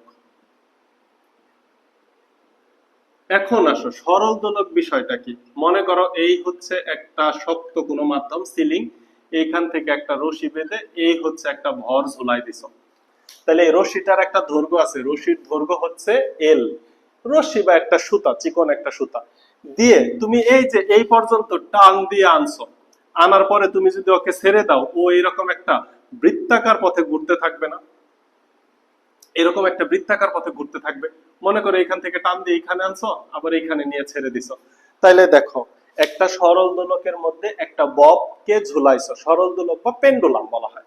সরল দোলকের মধ্যে ববকে ঝুলাইছো, ঝুলানোর পরে এই পজিশনে আনছো, আনার পরে তুমি যখন ছাইড়া দিবা, তখন ও এই পজিশনটাকে ধরো এ, এটা হচ্ছে বি। তখন দেখো সে এ থেকে বি এর দিকে যাবে, আবার বি থেকে এর দিকে আসবে, আবার একই সময় পর এ থেকে বি এর দিকে যাত্রা শুরু করবে, আবার বি থেকে এর দিকে আসবে। তাহলে চলার অর্ধেক পথ সে এ থেকে বি এর দিকে গেল, এবং বাকি অর্ধেক পথ সে বি থেকে এর দিকে আসলো। সরল স্পন্দন গতির সংজ্ঞা অনুযায়ী এটা একটা সরল স্পন্দন গতি হয়, ডেফিনেটলি হয় সরল স্পন্দন গতি। কিন্তু কথা হচ্ছে, সরল স্পন্দন গতির সংজ্ঞার ক্ষেত্রে বলা হয়েছে সরল রৈখিক হইতে হবে। সরল স্পন্দন গতিটা কি? বিশেষ ধরনের পর্যায়বৃত্ত গতি, যেই গতিটার আকৃতি হবে শুধু সরল রৈখিক। কিন্তু এইটা তো সরল রৈখিক না, এটা তো বৃত্তাকার গতি। এটা কি গতি? বৃত্তাকার গতি। তাহলে এটা সরল রৈখিক হওয়ার শর্ত কি? শর্ত হচ্ছে, এই যে স্প্রিংটাকে যে একটা নির্দিষ্ট দূরত্বে সরাইছি, এইখানে এই দূরত্বকে কিন্তু এক্স দ্বারা প্রকাশ করা হয় না, কারণ এই দূরত্ব সরল রৈখিক না, এই দূরত্ব বৃত্তাকার দূরত্ব। এটাকে এই কৌণিক দূরত্ব থিটা দ্বারা মাপা হয়। এই যে যে মনে করো যে সাম্যাবস্থা হচ্ছে সি, সি থেকে আমি এতে নিয়ে গেলাম, এটা কৌণিক দূরত্ব থিটার মাধ্যমে মাপা হয়। এই থিটার মানটা যদি, এই থিটার মানটা যদি তোমার মনে করো 4 ডিগ্রি থেকে বড়, 4 ডিগ্রি থেকে ছোট অথবা 4 ডিগ্রি সমান হয়, 4 ডিগ্রি থেকে ছোট অথবা 4 ডিগ্রি, অর্থাৎ থিটা হচ্ছে লেস অর ইকুয়াল 4 ডিগ্রি যদি হয়, তাইলে দেখো এইটা সরল দোলক হয়, মানে সরল স্পন্দন গতি হয় কিভাবে? 4 ডিগ্রি মানে খুব সামান্য দূরত্ব, 4 ডিগ্রি মানে খুব সামান্য। তুমি জানো একটা বৃত্তের মধ্যে আমি যদি খুব সামান্য দূরত্ব কেটে নেই তাহলে ওইটা একটা সরল রৈখিক পথ হয়। একটা বৃত্তের যদি খুবই সামান্য ডিস্টেন্স কেটে নেই তাহলে ওইটা একটা সরল রৈখিক পথ হয়। সো এই যে এখানে যদি ডিস্টেন্সটা সামান্য হয় তাহলে এটা সরল রৈখিক পথ হয়ে যাবে। তখন দেখো এ থেকে বি, বি থেকে সি, এ থেকে বি, এ থেকে বি, বি থেকে এ, এ থেকে বি, বি থেকে এ, সরল রৈখিক পথে। তার মানে তখন আমি টু অ্যান্ড ফ্রো গতিটা পাবো। টু অ্যান্ড ফ্রো গতিটা পাওয়া মানে সরল স্পন্দন গতি হবে। তাহলে সরল দোলক তখনই সরল স্পন্দন হবে যখন তাদের কৌণিক দূরত্বটা কম হবে। তাইলে এইখানে পর্যায়কালটা কি? এখানে একটা বিষয় আমাকে খুব ভাবাইতো, এটার ব্যাখ্যাটা আমি দিয়ে দিই। পর্যায়কাল, সরল দোলকের পর্যায়কাল যাকে টি দ্বারা প্রকাশ করা হয় সেটা হচ্ছে 2π√L/জি। তার মানে সরল দোলকের পর্যায়কালটা ডিপেন্ড করতেছে এই যে সুতার দৈর্ঘ্যের উপর এবং অভিকর্ষ ত্বরণ জি এর উপর। অর্থাৎ সরল দোলকটা মেরু অঞ্চলে রাখছো না বিষুব অঞ্চলে রাখছো না পৃথিবীর মাঝখানে রাখছো, এটার উপর নির্ভর করে পর্যায়কালটা কত হবে। তখন আমার মনে যেটা আসতো সেটা হচ্ছে আমি সি থেকে এ অবস্থানে নিয়ে ছাইরা দিলে পর্যায়কাল যা পাবো, আমি যদি কোনো কারণে সি থেকে মনে করো ই অবস্থানে নিলাম, ই অবস্থানে নিয়ে ছাইরা দিলে এইখানে এফ পর্যন্ত চলে আসতো, তাইলে কি পর্যায়কালটা বেশি হইতো না? তাইলে তো এই মাঝখানে কৌণিক দূরত্বের উপর পর্যায়কাল নির্ভর করা উচিত, তাই কি না? কারণ কি এই কৌণিক দূরত্ব যত বেশি হচ্ছে আমার পর্যায়কাল তত বেশি হচ্ছে। কিন্তু সূত্রের মধ্যে দেখো কৌণিক দূরত্ব নাই, সূত্রের মধ্যে কি আছে? সুতার দৈর্ঘ্য এবং জি, আর পাই, টু, এগুলো ধ্রুবক সংখ্যা। তাহলে কৌণিক দূরত্বটা কেন নাই? কারণ হচ্ছে সরল দোলকের গতি একটা বৃত্তাকার, এটাকে যদি তুমি সম্পূর্ণ একটা বৃত্ত আঁকো বৃত্তাকার, সরল দোলকের গতিটা সরল স্পন্দন গতি তখনই হবে যখন কৌণিক দূরত্বটা খুবই সামান্য হবে, 1-2 ডিগ্রি। সো এত সামান্য দূরত্বে এই বিস্তারটা আসলেই ম্যাটার করে না, তখন শুধু ম্যাটার করে সুতার দৈর্ঘ্যটা। কথাকে বুঝাইতে পারছি? এত সামান্য দূরত্বে সরল স্পন্দন গতির ক্ষেত্রে সুতার দূরত্বটা ম্যাটার করে না। তাহলে এই যে সরল দোলকের গতি, সরল দোলকের পারফেক্ট উদাহরণ কি? দোলনা। দোলনার মধ্যে একটা বাচ্চাকে রাখে এরকম যদি তুমি ধুলাইতে থাকো তাহলে দোলনার গতি একটা সরল দোলকের গতি।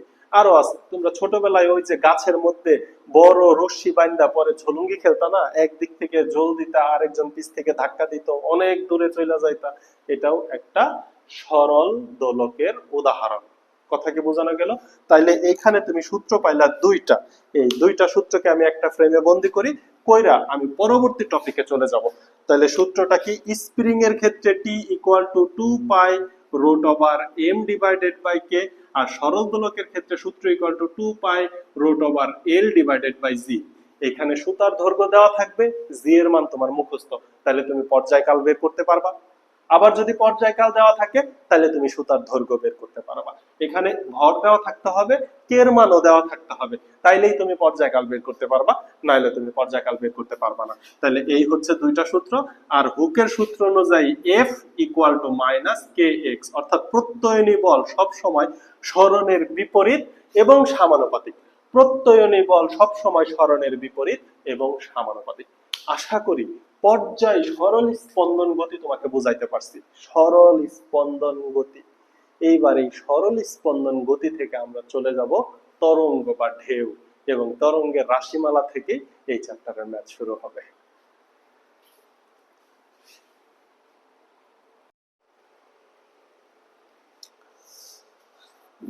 দেখো শুরু করা যাক তরঙ্গ বা ঢেউ।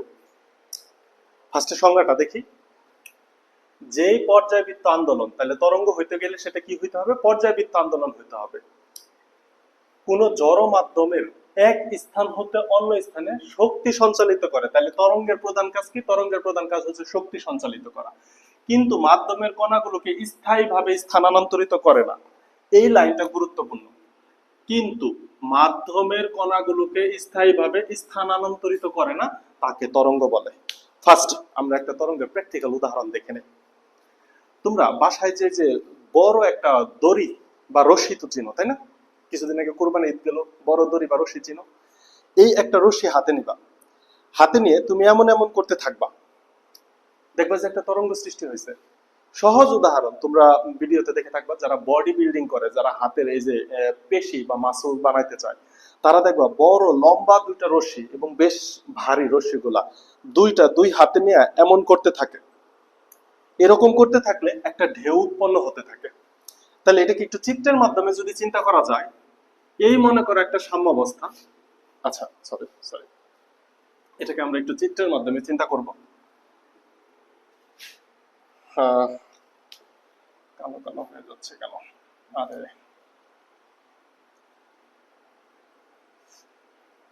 চিত্রের মাধ্যমে যদি চিন্তা করি, এই যে মনে করো যে একটা সাম্যাবস্থা, এখানে এটা হচ্ছে এ অবস্থান, এখানে আমি এই যে বিভিন্ন বিন্দু দিয়ে আমি রশির কণাগুলো বোঝাচ্ছি। এই হচ্ছে একটা রশি, পাটের বড় লম্বা মোটা একটা রশি। এখন তুমি তো এই যে দেখো উপর নিচে করতেছো, উপর নিচে, তুমি যখন উপর নিচে করতেছো তখন রশির মধ্যে ঢেউ সৃষ্টি হচ্ছে, কিন্তু তুমি যেই প্রান্ত ধরে রাখছো এই প্রান্তের রশির কণা কিন্তু অন্য প্রান্তে যা পৌঁছাইতেছে না। তার মানে তুমি উপরে নিচে করতে তোমার একটা শক্তি খরচ হইতেছে, এই শক্তিটা তরঙ্গ আকারে রশির এক প্রান্ত থেকে অপর প্রান্তে পৌঁছাইতেছে। অর্থাৎ তোমার যে উপরে নিচে কম্পন, এই কম্পনটাকে বলা হয় সরল স্পন্দন। সরল স্পন্দনের ফলে সৃষ্টি হইতেছে তরঙ্গ। তাহলে সরল স্পন্দন এক বিষয়, তরঙ্গ আরেক বিষয়। সরল স্পন্দনের তরঙ্গ সৃষ্টি করে। তাহলে দেখো এই যে যে রশির কণাটা, এখানে যে কণাটা ছিল, এই কণাটাকে মনে করো এই অবস্থান থেকে সাপোজ ডি অবস্থানে নিয়ে গেলাম। তাহলে এই কণাটা এখন এখানে আছে, এই কণাটাকে যখন উপরে উঠাবো সে তার পার্শ্ববর্তী কণাকে উপরে নিয়ে যাবে, এইভাবে সে তার কণাকে উপরে নিবে, এইভাবে দেখো কণাগুলা উপরে নিচে নামবে, এইভাবে একটা ঢেউয়ের সৃষ্টি হবে। রশির কণাগুলা এইভাবে উপরে নিচে নামার মাধ্যমে একটা তরঙ্গ বা ঢেউয়ের সৃষ্টি হবে। এখন এটাকে যদি আমি যোগ করি, দেখো তো এই যে এই ধরনের একটা তরঙ্গ পাবা। এবং এখানে শক্তি কোন দিকে সঞ্চালিত হবে? শক্তি সঞ্চালিত হচ্ছে এই দিকে, শক্তি সঞ্চালন হবে এই দিকে। কথা বুঝছো? শক্তির সঞ্চালন এই দিকে। এটাকে দিলাম বি প্রান্ত। তাহলে এখন ঘটনা কি হয়েছে? রশির এক প্রান্তকে এ থেকে তুমি নিয়ে গেছো ডি তে, রশির এক প্রান্তকে এ থেকে নিয়ে গেছো ডি তে, আবার ডি থেকে নিয়ে আসছো এ তে, আবার এ থেকে ডি তে, আবার ডি থেকে এ তে। দেখো তো এখানে টু অ্যান্ড ফ্রো সরল রৈখিক পথে উঠানামা করতেছে কিনা। তার মানে রশির কণাটাকে, রশির এক প্রান্তকে তুমি সরল রৈখিক পথে উপরে নিচে উঠানামা করাইতেছো। কণাটা নিজের জায়গায় উপরে নিচে উঠানামা করতেছে, কিন্তু শক্তিটা এইভাবে সঞ্চালিত হইতেছে, তার মানে একটা ঢেউয়ের সৃষ্টি হইতেছে। এটাকেই বলা হয় সরল স্পন্দন গতির মাধ্যমে সৃষ্ট যে তরঙ্গ। আমরা যে পানির তরঙ্গ, পানির ঢেউটাকে দেখি, এই পানির ঢেউ সরল স্পন্দন গতি। এখন কথা হচ্ছে এইখানে যে কণাটা ছিল, এই কণাটা সেলফ এই জায়গা থেকে একটু উপরের দিকে উঠছে, এইখানে যে কণাটা ছিল এই কণাটা এই জায়গা থেকে নিচের দিকে নামছে। কণাগুলো কিন্তু স্থানান্তর হয় নাই, প্রত্যেকটা কণা তার নিজের জায়গায় থেকে কাঁপতেছে, সরল স্পন্দন দিতেছে, নিজের জায়গা থেকে কাঁপতেছে, কিন্তু এই কণার কম্পনের মাধ্যমে ঢেউ সৃষ্টি হয়ে শক্তি কিন্তু এ প্রান্ত থেকে বি প্রান্ততে চলে আসছে। কথা বলতে, তাহলে তরঙ্গ কখন সৃষ্টি হবে? সরল স্পন্দন গতি, কণাটা নিজের অবস্থানে এরকম কাঁপাকাঁপি করতে থাকবে, এই কণার কম্পনের ফলে তরঙ্গ বা ঢেউ সৃষ্টি হবে। আরো সহজ উদাহরণ দিই, তোমরা যারা কক্সবাজার সমুদ্র সৈকতে গোসল করতে গেছো, তুমি যখন ঢেউয়ের মধ্যে দাঁড়াইছো, এটা আমি নিজে বাস্তব এক্সপিরিয়েন্স করছি। ঢেউয়ের মধ্যে যখন তুমি দাঁড়াবা, ঢেউ যে একটার পর একটা ঢেউ আসতেছে এটা কিন্তু দেখা যায়।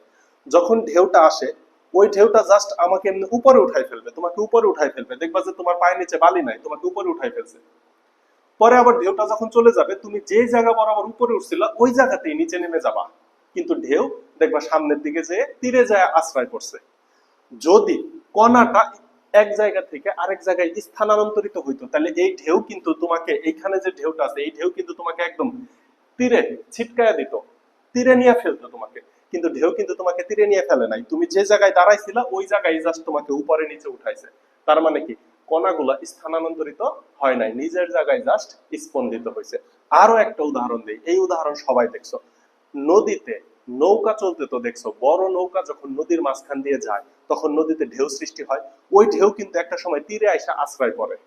এখন ওই নদীর মধ্যে যে ভাসমান কচুরি পানাগুলা থাকে, ওই কচুরি পানা কিন্তু ঢেউয়ের সাথে তীরে আইসা আশ্রয় পড়ে না, ওই কচুরি পানাগুলা ঢেউয়ের সাথে জাস্ট উপরে নিচে এরকম দোল খায় এবং নদীর স্রোতের সাথে ভেসে যেতে থাকে।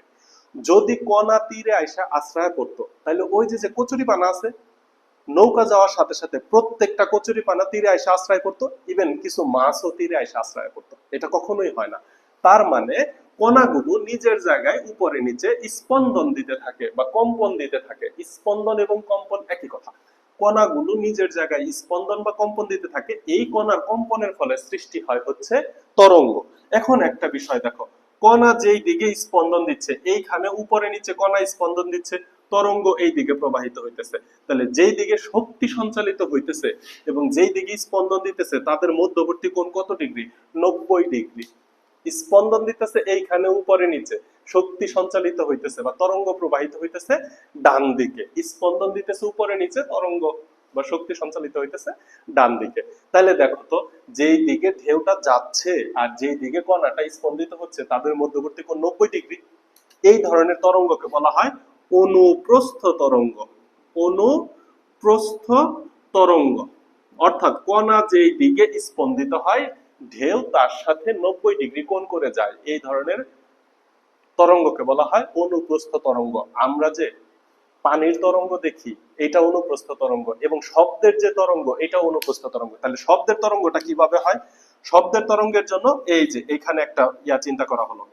মনে করো এটা একটা শক্ত মাধ্যম, এখানে একটা স্প্রিং আছে। সো স্প্রিংটা এই যে এইভাবে থাকে, এইটা মনে করো সাম্যাবস্থান স্প্রিং এর। এটা কি? সাম্যাবস্থান। এখন স্প্রিংকে যদি তুমি হাত দিয়ে চাপ দাও, স্প্রিংকে হাত দিয়ে চাপ দিলে স্প্রিং এর পরবর্তী অবস্থানটা এইরকম হয়ে যাবে না, একদম অনেক বেশি সংকুচিত হয়ে যাবে। হাত দিয়ে চাপ দিলে স্প্রিংকে সংকুচিত হয়ে যাবে, এরপরে চাপ দিয়ে ছেড়ে দিলে পরের ঘটনাটা কি ঘটবে? পরের ঘটনাটা হচ্ছে স্প্রিংটা এই যে এরকম এই পর্যন্ত চলে আসবে। আসছে? তাহলে দেখো, স্প্রিংটাকে যখন চাপ দিয়ে ছেড়ে দিচ্ছ, সে বাতাসকে একটা বাড়ি দিতেছে বা ধাক্কা দিতেছে। এই ধাক্কার ফলে বাতাসের মধ্যে এই যে বাতাসের কণাগুলা এই যে এইভাবে সংকুচিত হবে, বাতাসের কণাগুলা সংকুচিত হবে। এখন যখন এই দিকে একটা বাড়ি দিল, এরপরে সে আবার পিছনের দিকে আসবে, কারণ কি? স্প্রিংটা এই দিকে স্পন্দিত হতেই থাকবে হতেই থাকবে। যখন সে পিছনের দিকে আসবে তখন এই যে আগের অবস্থানে ফিরে আসবে, তখন দেখো এই জায়গার কণাগুলা এই যে এইভাবে প্রসারিত হবে। তাইলে তুমি কি জানো? স্প্রিং এর একবার প্রসারণ এবং একবার সংকোচনকে একটা পূর্ণ স্পন্দন বলে। একটা পূর্ণ স্পন্দন একটা তরঙ্গ দেয়। তার মানে আমি যদি চিত্রটা অঙ্কন করি, তাহলে এই যে দেখো, একটা সংকোচন, এর পাশে হবে একটা প্রসারণ, আবার একটা সংকোচন, আবার একটা প্রসারণ। তার মানে কি? এটা এইভাবে কাঁপতে থাকবে কাঁপতে থাকবে, এরকম সংকোচন প্রসারণ হতে হতে তরঙ্গটি সামনের দিকে অগ্রসর হবে। এখন তুমি বলো, কাঁপাকাঁপিটা কোন দিকে করতেছে? কাঁপাকাঁপি এই দিকে করতেছে, আর তরঙ্গ বা শক্তি সঞ্চালিত হইতেছে একই দিকে। যেদিকে কাঁপাকাঁপি করে ওই একই দিকে বা তার সমান্তরালে, সমান্তরাল মানে একই দিক, যেই দিকে কম্পন হয়, যেই দিকে কাঁপাকাঁপি করে বা স্পন্দন কম্পন একই কথা, কাঁপাকাঁপি স্পন্দন কম্পন, যেই দিকে কাঁপাকাঁপি হয় তরঙ্গ ওই দিকেই সঞ্চালিত হয়। এই ধরনের তরঙ্গকে বলা হয়, এই তরঙ্গটা হচ্ছে অনুদৈর্ঘ্য তরঙ্গ। এই তরঙ্গটা কি? অনুদৈর্ঘ্য তরঙ্গ। আশা করি বুঝাইতে পারছি। তাহলে একটা হচ্ছে অনুপ্রস্থ তরঙ্গ আর একটা হচ্ছে অনুদৈর্ঘ্য তরঙ্গ। তাহলে অনুপ্রস্থ তরঙ্গের ক্ষেত্রে কি হয়? কণাগুলো নিজের অবস্থানে এইরকম উপরে নিচে ঢেউ স্পন্দন দিবে, এই স্পন্দনের ফলে ঢেউ সৃষ্টি হবে। কণা যেদিকে স্পন্দন দিবে, ঢেউ তার সাথে 90 ডিগ্রি কোণ করে অগ্রসর হবে, এবং এই ধরনের কণা তরঙ্গকে বলা হয় অনুপ্রস্থ তরঙ্গ। আর কম্পন, কণা যেই দিকে কাঁপতে থাকবে সেই দিকেই তরঙ্গ সৃষ্টি হবে, এই ধরনের তরঙ্গকে বলা হয় অনুদৈর্ঘ্য তরঙ্গ। যেমন আমরা যে কথা বলতেছি, শব্দ তরঙ্গ, শব্দ তরঙ্গ হচ্ছে একটা অনুদৈর্ঘ্য তরঙ্গের উদাহরণ। তোমাদের জন্য, তোমাদের যেহেতু 2 নম্বরে কোশ্চেন আছে, তোমাদের জন্য অনুপ্রস্থ তরঙ্গ এবং অনুদৈর্ঘ্য তরঙ্গের পার্থক্যটা খুবই গুরুত্বপূর্ণ, মনে করো আসবে। ওকে, এবার আসো, তরঙ্গের কিছু বৈশিষ্ট্য আছে। তরঙ্গ শক্তি সঞ্চালন করে, এটা একটা বৈশিষ্ট্য। 2 নম্বর বৈশিষ্ট্য, কণাগুলো, মাধ্যমের কণাগুলো এক স্থান থেকে অন্য স্থানে স্থানান্তরিত হয় না, জাস্ট নিজের জায়গায় থাকে, কম্পন দিতে থাকে, স্পন্দন দিতে থাকে, এইটা একটা বৈশিষ্ট্য। তারপরে এই যে তরঙ্গ, এই যে এটা বিস্তার যত বেশি হবে, অর্থাৎ এই যে এরকম যত বেশি এরকম বিস্তার হবে, ওই তরঙ্গটা তত বেশি শক্তি সঞ্চালন করবে। এটার একটা ব্যাখ্যা আছে, ব্যাখ্যাটা এরকম যে তরঙ্গ এক স্থান থেকে অন্য স্থানে যে শক্তি নিয়ে যায় সেটা হচ্ছে বিস্তারের বর্গের সমানুপাতিক। তরঙ্গ এক স্থান থেকে অন্য স্থানে যে শক্তি নিয়ে যায় বা প্রবাহিত বা সঞ্চালিত শক্তি বিস্তারের বর্গের সমানুপাতিক। এটাও একটা বৈশিষ্ট্য হিসাবে তুমি লিখে রাখতে পারো। এবং এই যে তরঙ্গ যে যাচ্ছে, তরঙ্গের যে বেগ, এইগুলা রাশিমালা নিয়েই এখন কথা বলা হবে। বুঝাইতে পারছি? তাইলে আসো তরঙ্গের রাশিমালা। রাশিমালাটা আমরা এইখান থেকে হালকা পাতলা একটু দেখে ফেলি। হালকা পাতলা একটু দেখে ফেলি। দেখো, এই যে একটা তরঙ্গ, আচ্ছা রাশিমালা দেখার জন্য আমরা এমন একটা তরঙ্গ অঙ্কন করব, মনে করো আমরা যেই তরঙ্গটা দিয়ে অভ্যস্ত সেই তরঙ্গটা দিয়ে দেখব। আচ্ছা, এই হচ্ছে একটা তরঙ্গ, ওকে, এই হচ্ছে একটা তরঙ্গ। এখন তরঙ্গের এই লাইনটা তো সাম্যাবস্থা, এটা নিয়ে তার এখন কোনো কনফিউশন নাই, এটা হচ্ছে সাম্যাবস্থা।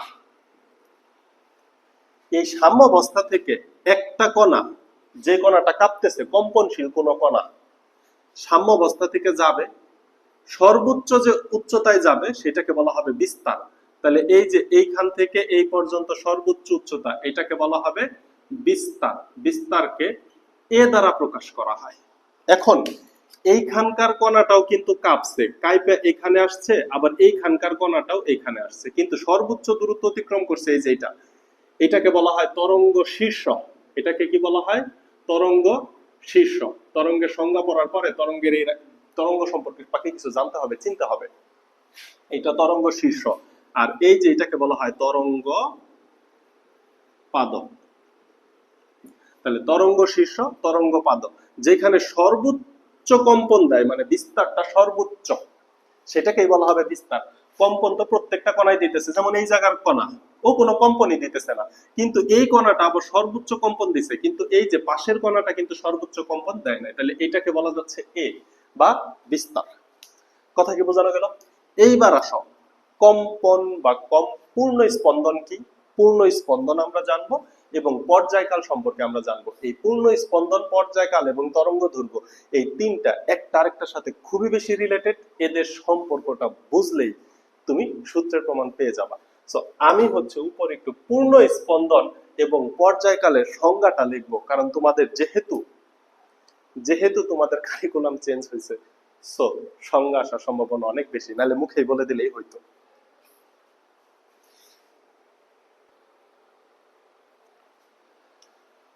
দেখো, আমরা আমাদের যে ফার্স্টে সূচিপত্র লিখছিলাম তার 4 নম্বরে চলে আসছি পর্যায়কালে। তো পর্যায়কাল বোঝার জন্য একটা পূর্ণ কম্পন বুঝতে হবে, একটা পূর্ণ কম্পন বোঝার জন্য একটা চিত্র বুঝতে হবে। চিত্রটা এইরকম, মনে করো এই যে এইখানে এ অবস্থানে একটা কণা আছে, এ অবস্থানের কণাটা আস্তে করে ডি অবস্থানে চলে গেছে, এ অবস্থানের কণাটা ডি অবস্থানে চলে গেছে, যার ফলে এইভাবে একটা তরঙ্গের সৃষ্টি হয়েছে, তাই না? এইভাবে তরঙ্গটা এই দিকে প্রবাহিত হচ্ছে। তাহলে এ অবস্থানের কণাটা ডি অবস্থানে গেছে, এই যে এটা হচ্ছে সাম্যাবস্থা, আবার সাম্যাবস্থায় ফিরে আসছে। এই যে যে গেল আবার ফিরে আসলো, যাকে বলতেছি একটা পূর্ণ কম্পন বা পূর্ণ স্পন্দন। তাহলে পূর্ণ স্পন্দনের সংজ্ঞাটা দেখো, কোন কম্পমান বস্তু যদি সাম্যাবস্থা থেকে যাত্রা শুরু করে বা একটি নির্দিষ্ট বিন্দু থেকে যাত্রা শুরু করে আবার সেই বিন্দুতে ফিরে আসে, তাকে একটি পূর্ণ স্পন্দন বলে। কোন কম্পমান বস্তু যদি সাম্যাবস্থা থেকে যাত্রা শুরু করে বা একটা নির্দিষ্ট বিন্দু থেকে যাত্রা শুরু করে আবার সেই বিন্দুতে ফিরে আসে, তাকে একটি পূর্ণ স্পন্দন বলে। অর্থাৎ মনে করো এইখানে একটা কণা আছে, কণাটার নাম হচ্ছে পি।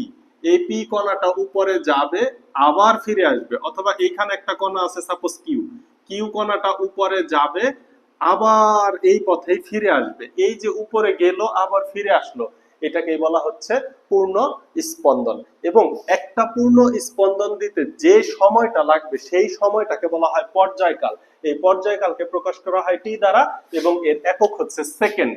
পর্যায়কালকে কি দ্বারা প্রকাশ করা হয়? টি দ্বারা, এবং একক হচ্ছে সেকেন্ড। তার মানে মিনিটে হিসাব করা হয় না, ঘন্টায় হিসাব করা হয় না, হিসাবটা করা হয় সেকেন্ডে। এইখান থেকে মজার টুইস্ট। তাহলে পূর্ণ স্পন্দন, স্পন্দন মানে কাঁপাকাঁপি, স্পন্দন মানে কাঁপাকাঁপি, একদম নিজেদের ভাষায় দেখি। সাহিত্যিক ভাষা দেখলে বিষয়গুলো ক্যাচ করতে কষ্ট হয় আমার কাছে, তোমাদের কাছে কেমন জানি না। স্পন্দন মানে কাঁপাকাঁপি। তো একটা কাঁপুনি দিবে মানে উপরে উঠবে আবার নেমে আসবে, এই যে একটা কাঁপুনি দিলে এবং যেই জায়গা থেকে যাত্রা শুরু করছিল সেই জায়গাতেই নেমে আসবে, এটাকে বলা হয় পূর্ণ স্পন্দন। এবং একটা পূর্ণ স্পন্দন দিতে যে সময় লাগবে তাকে বলা হয় পর্যায়কাল। তাকে কি বলা হয়? পর্যায়কাল। এখন যে বিষয়টা দেখাবো সেটা হচ্ছে মজার জিনিস, সেটাকে বলা হয় তরঙ্গ দৈর্ঘ্য। তরঙ্গ দৈর্ঘ্য, এই তরঙ্গ দৈর্ঘ্যকে প্রকাশ করা হয় ল্যামডা দ্বারা এবং এর একক হচ্ছে মিটার। আমরা মিটারে মাপবো।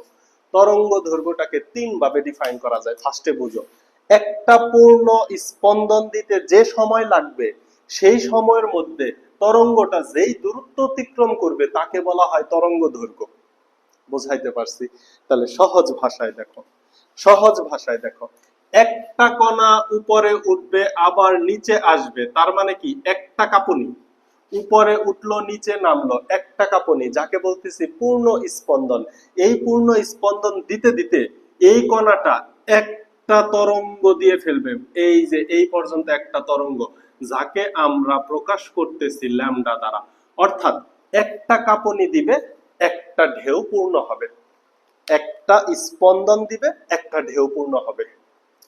একটা পূর্ণ ঢেউকে তরঙ্গ দৈর্ঘ্য বলা হয়। এই তরঙ্গ দৈর্ঘ্যকে আবার অন্যভাবে চেনা যায়, সমদশা সম্পূর্ণ দুইটি বিন্দুর মধ্যবর্তী দূরত্ব। তাহলে নতুন একটা ওয়ার্ড আসলো, দশা। দশা হচ্ছে যে কোনো মুহূর্তে তরঙ্গের অবস্থানকেই বলা হয় দশা। তাহলে মনে করো যে এই যে এটা হচ্ছে তরঙ্গ পাদ, দেখো তরঙ্গটা নিচের দিকে আসছে, আবার সেম দশায় ফিরে আসছে এই যে এখানে। তাহলে দুইটা তরঙ্গ পাদর মধ্যবর্তী দূরত্বকে বলা যায় ল্যামডা। আবার দুইটা তরঙ্গ শীর্ষের মধ্যবর্তী দূরত্বকেও বলা যায় ল্যামডা। তাহলে এই যে এখানে তরঙ্গটা আরেকটু বানাইলাম। তাহলে দেখো এইটা একটা তরঙ্গ শীর্ষ, এটা একটা তরঙ্গ শীর্ষ, একটু আগে আমি দেখাইছি। তাহলে এটাও হচ্ছে একটা ল্যামডা। তাহলে ঘটনা কি দাঁড়াচ্ছে? ঘটনা দাঁড়াচ্ছে এইখান থেকে এই পর্যন্ত হচ্ছে দূরত্ব ল্যামডা বাই 2, এখান থেকে এই পর্যন্ত দূরত্বকে কি বলা যাচ্ছে? Lambda by 2। আবার যদি দূরত্ব এর অর্ধেক হয় তাহলে এটাকে বলা যাচ্ছে ল্যামডা বাই 4 বা কোয়ার্টার, ল্যামডা বাই 4। তাহলে তরঙ্গ সমদশা সম্পূর্ণ দুইটি বিন্দুর মধ্যবর্তী দূরত্বকে তরঙ্গ দৈর্ঘ্য বলে। আরো একটা অদ্ভুত জিনিস দেখায়, মনে করো এই যে এইখানে তরঙ্গটা নিচে নামতেছে, তাহলে আমি এই পজিশনটাকে নিলাম, দেখো তরঙ্গটা উপরে উঠে আবার এই পজিশনে তরঙ্গটা নিচে নামতেছে, তাহলে এই পর্যন্ত দূরত্বকেও তুমি বলতে পারতেছো ল্যামডা বা তরঙ্গ দৈর্ঘ্য। তাহলে এইখানে বিষয়গুলা ক্লিয়ার করো। ক্লিয়ার কিভাবে করবা? একটি স্পন্দন দিতে, একটি স্পন্দন দিতে যে সময় লাগে, সময়টা কত লাগে? টি সময় লাগে, কারণ একটি স্পন্দন দিতে যে সময় লাগে তাকে বলা হয় পর্যায়কাল বা টি। একটি স্পন্দন দিতে যে সময় লাগে সেই সময়ে তরঙ্গটি যে দূরত্ব অতিক্রম করে, যে দূরত্ব অতিক্রম করে তাকে তরঙ্গ দৈর্ঘ্য বলে। বুঝো, একটি পূর্ণ স্পন্দন দিতে যে সময় লাগে সেই সময়ে তরঙ্গ যেই দূরত্ব অতিক্রম করে তাকে তরঙ্গ দৈর্ঘ্য বলে। এবার নিজেদের ভাষায় বুঝি, একটা কণা এখানে এইভাবে 10 বার কাঁপুনি দিবে, 10 বার কাঁপুনি দিলে কি হবে? এইদিকে 10টা ঢেউ দিয়ে ফেলবে, 10 বার কাঁপুনি মানে 10টা ঢেউ দিয়ে ফেলবে। একটি কণা একবার কাঁপুনি মানে একটা ঢেউ, 10 বার কাঁপুনি মানে 10টা ঢেউ। একটা কণা 20 বার কাঁপুনি মানে 20টা ঢেউ। একটা কণা 30 বার কাঁপুনি মানে 30টা ঢেউ। একটা কাঁপুনি দিবে, একটা ঢেউ কমপ্লিট হবে। দুইটা কাঁপুনি দিবে, দুইটা ঢেউ কমপ্লিট হবে। এখন এটা করতে সময় যতই লাগুক, 1 সেকেন্ডে একটা কাঁপুনি দিতে পারে, অথবা 1 সেকেন্ডে 100টাও কাঁপুনি দিতে পারে। কাঁপুনি বুঝছো তো, কম্পন বা স্পন্দন। 1 সেকেন্ডে যদি একটা স্পন্দন দেয় একটা ঢেউ তৈরি হবে, 1 সেকেন্ডে 20টা স্পন্দন দিচ্ছে মানে কি 20টা ঢেউ তৈরি হয়েছে। কথা কি ক্লিয়ার? একটা স্পন্দন একটা ঢেউ, স্পন্দন বা কম্পন একই কথা। তাহলে এখান থেকে আমি কি পাইলাম? পূর্ণ কম্পন পাইলাম, পর্যায়কাল পাইলাম। পর্যায়কালকে টি দ্বারা প্রকাশ করা হয়। তাহলে একটি স্পন্দন দিতে সময় লাগে টি সেকেন্ড। তাহলে আমি কি বলতে পারি না টি সেকেন্ডে সম্পূর্ণ করে একটি স্পন্দন, টি সেকেন্ডে সম্পূর্ণ করে একটি স্পন্দন। আচ্ছা, এখন আসো, এই তরঙ্গের আমি হচ্ছে ল্যামডা পাইছি, পর্যায়কাল টি পাইছি, সব থেকে গুরুত্বপূর্ণ ফ্রিকোয়েন্সি বা কম্পাঙ্কটা কিন্তু পাই না। তাইলে এখন আমি নিয়ে আসবো কম্পাঙ্ক, তরঙ্গ দৈর্ঘ্যটা আমি মুছে দিব। এখন আমি নিয়ে আসবো হচ্ছে কম্পাঙ্ক। কম্পাঙ্কর কনসেপ্টটা, কম্পন বা স্পন্দন এক কথা, কম্পাঙ্ক আরেক কথা আমি বলছি। তাহলে কম্পাঙ্ক বিষয়টা কি দেখো,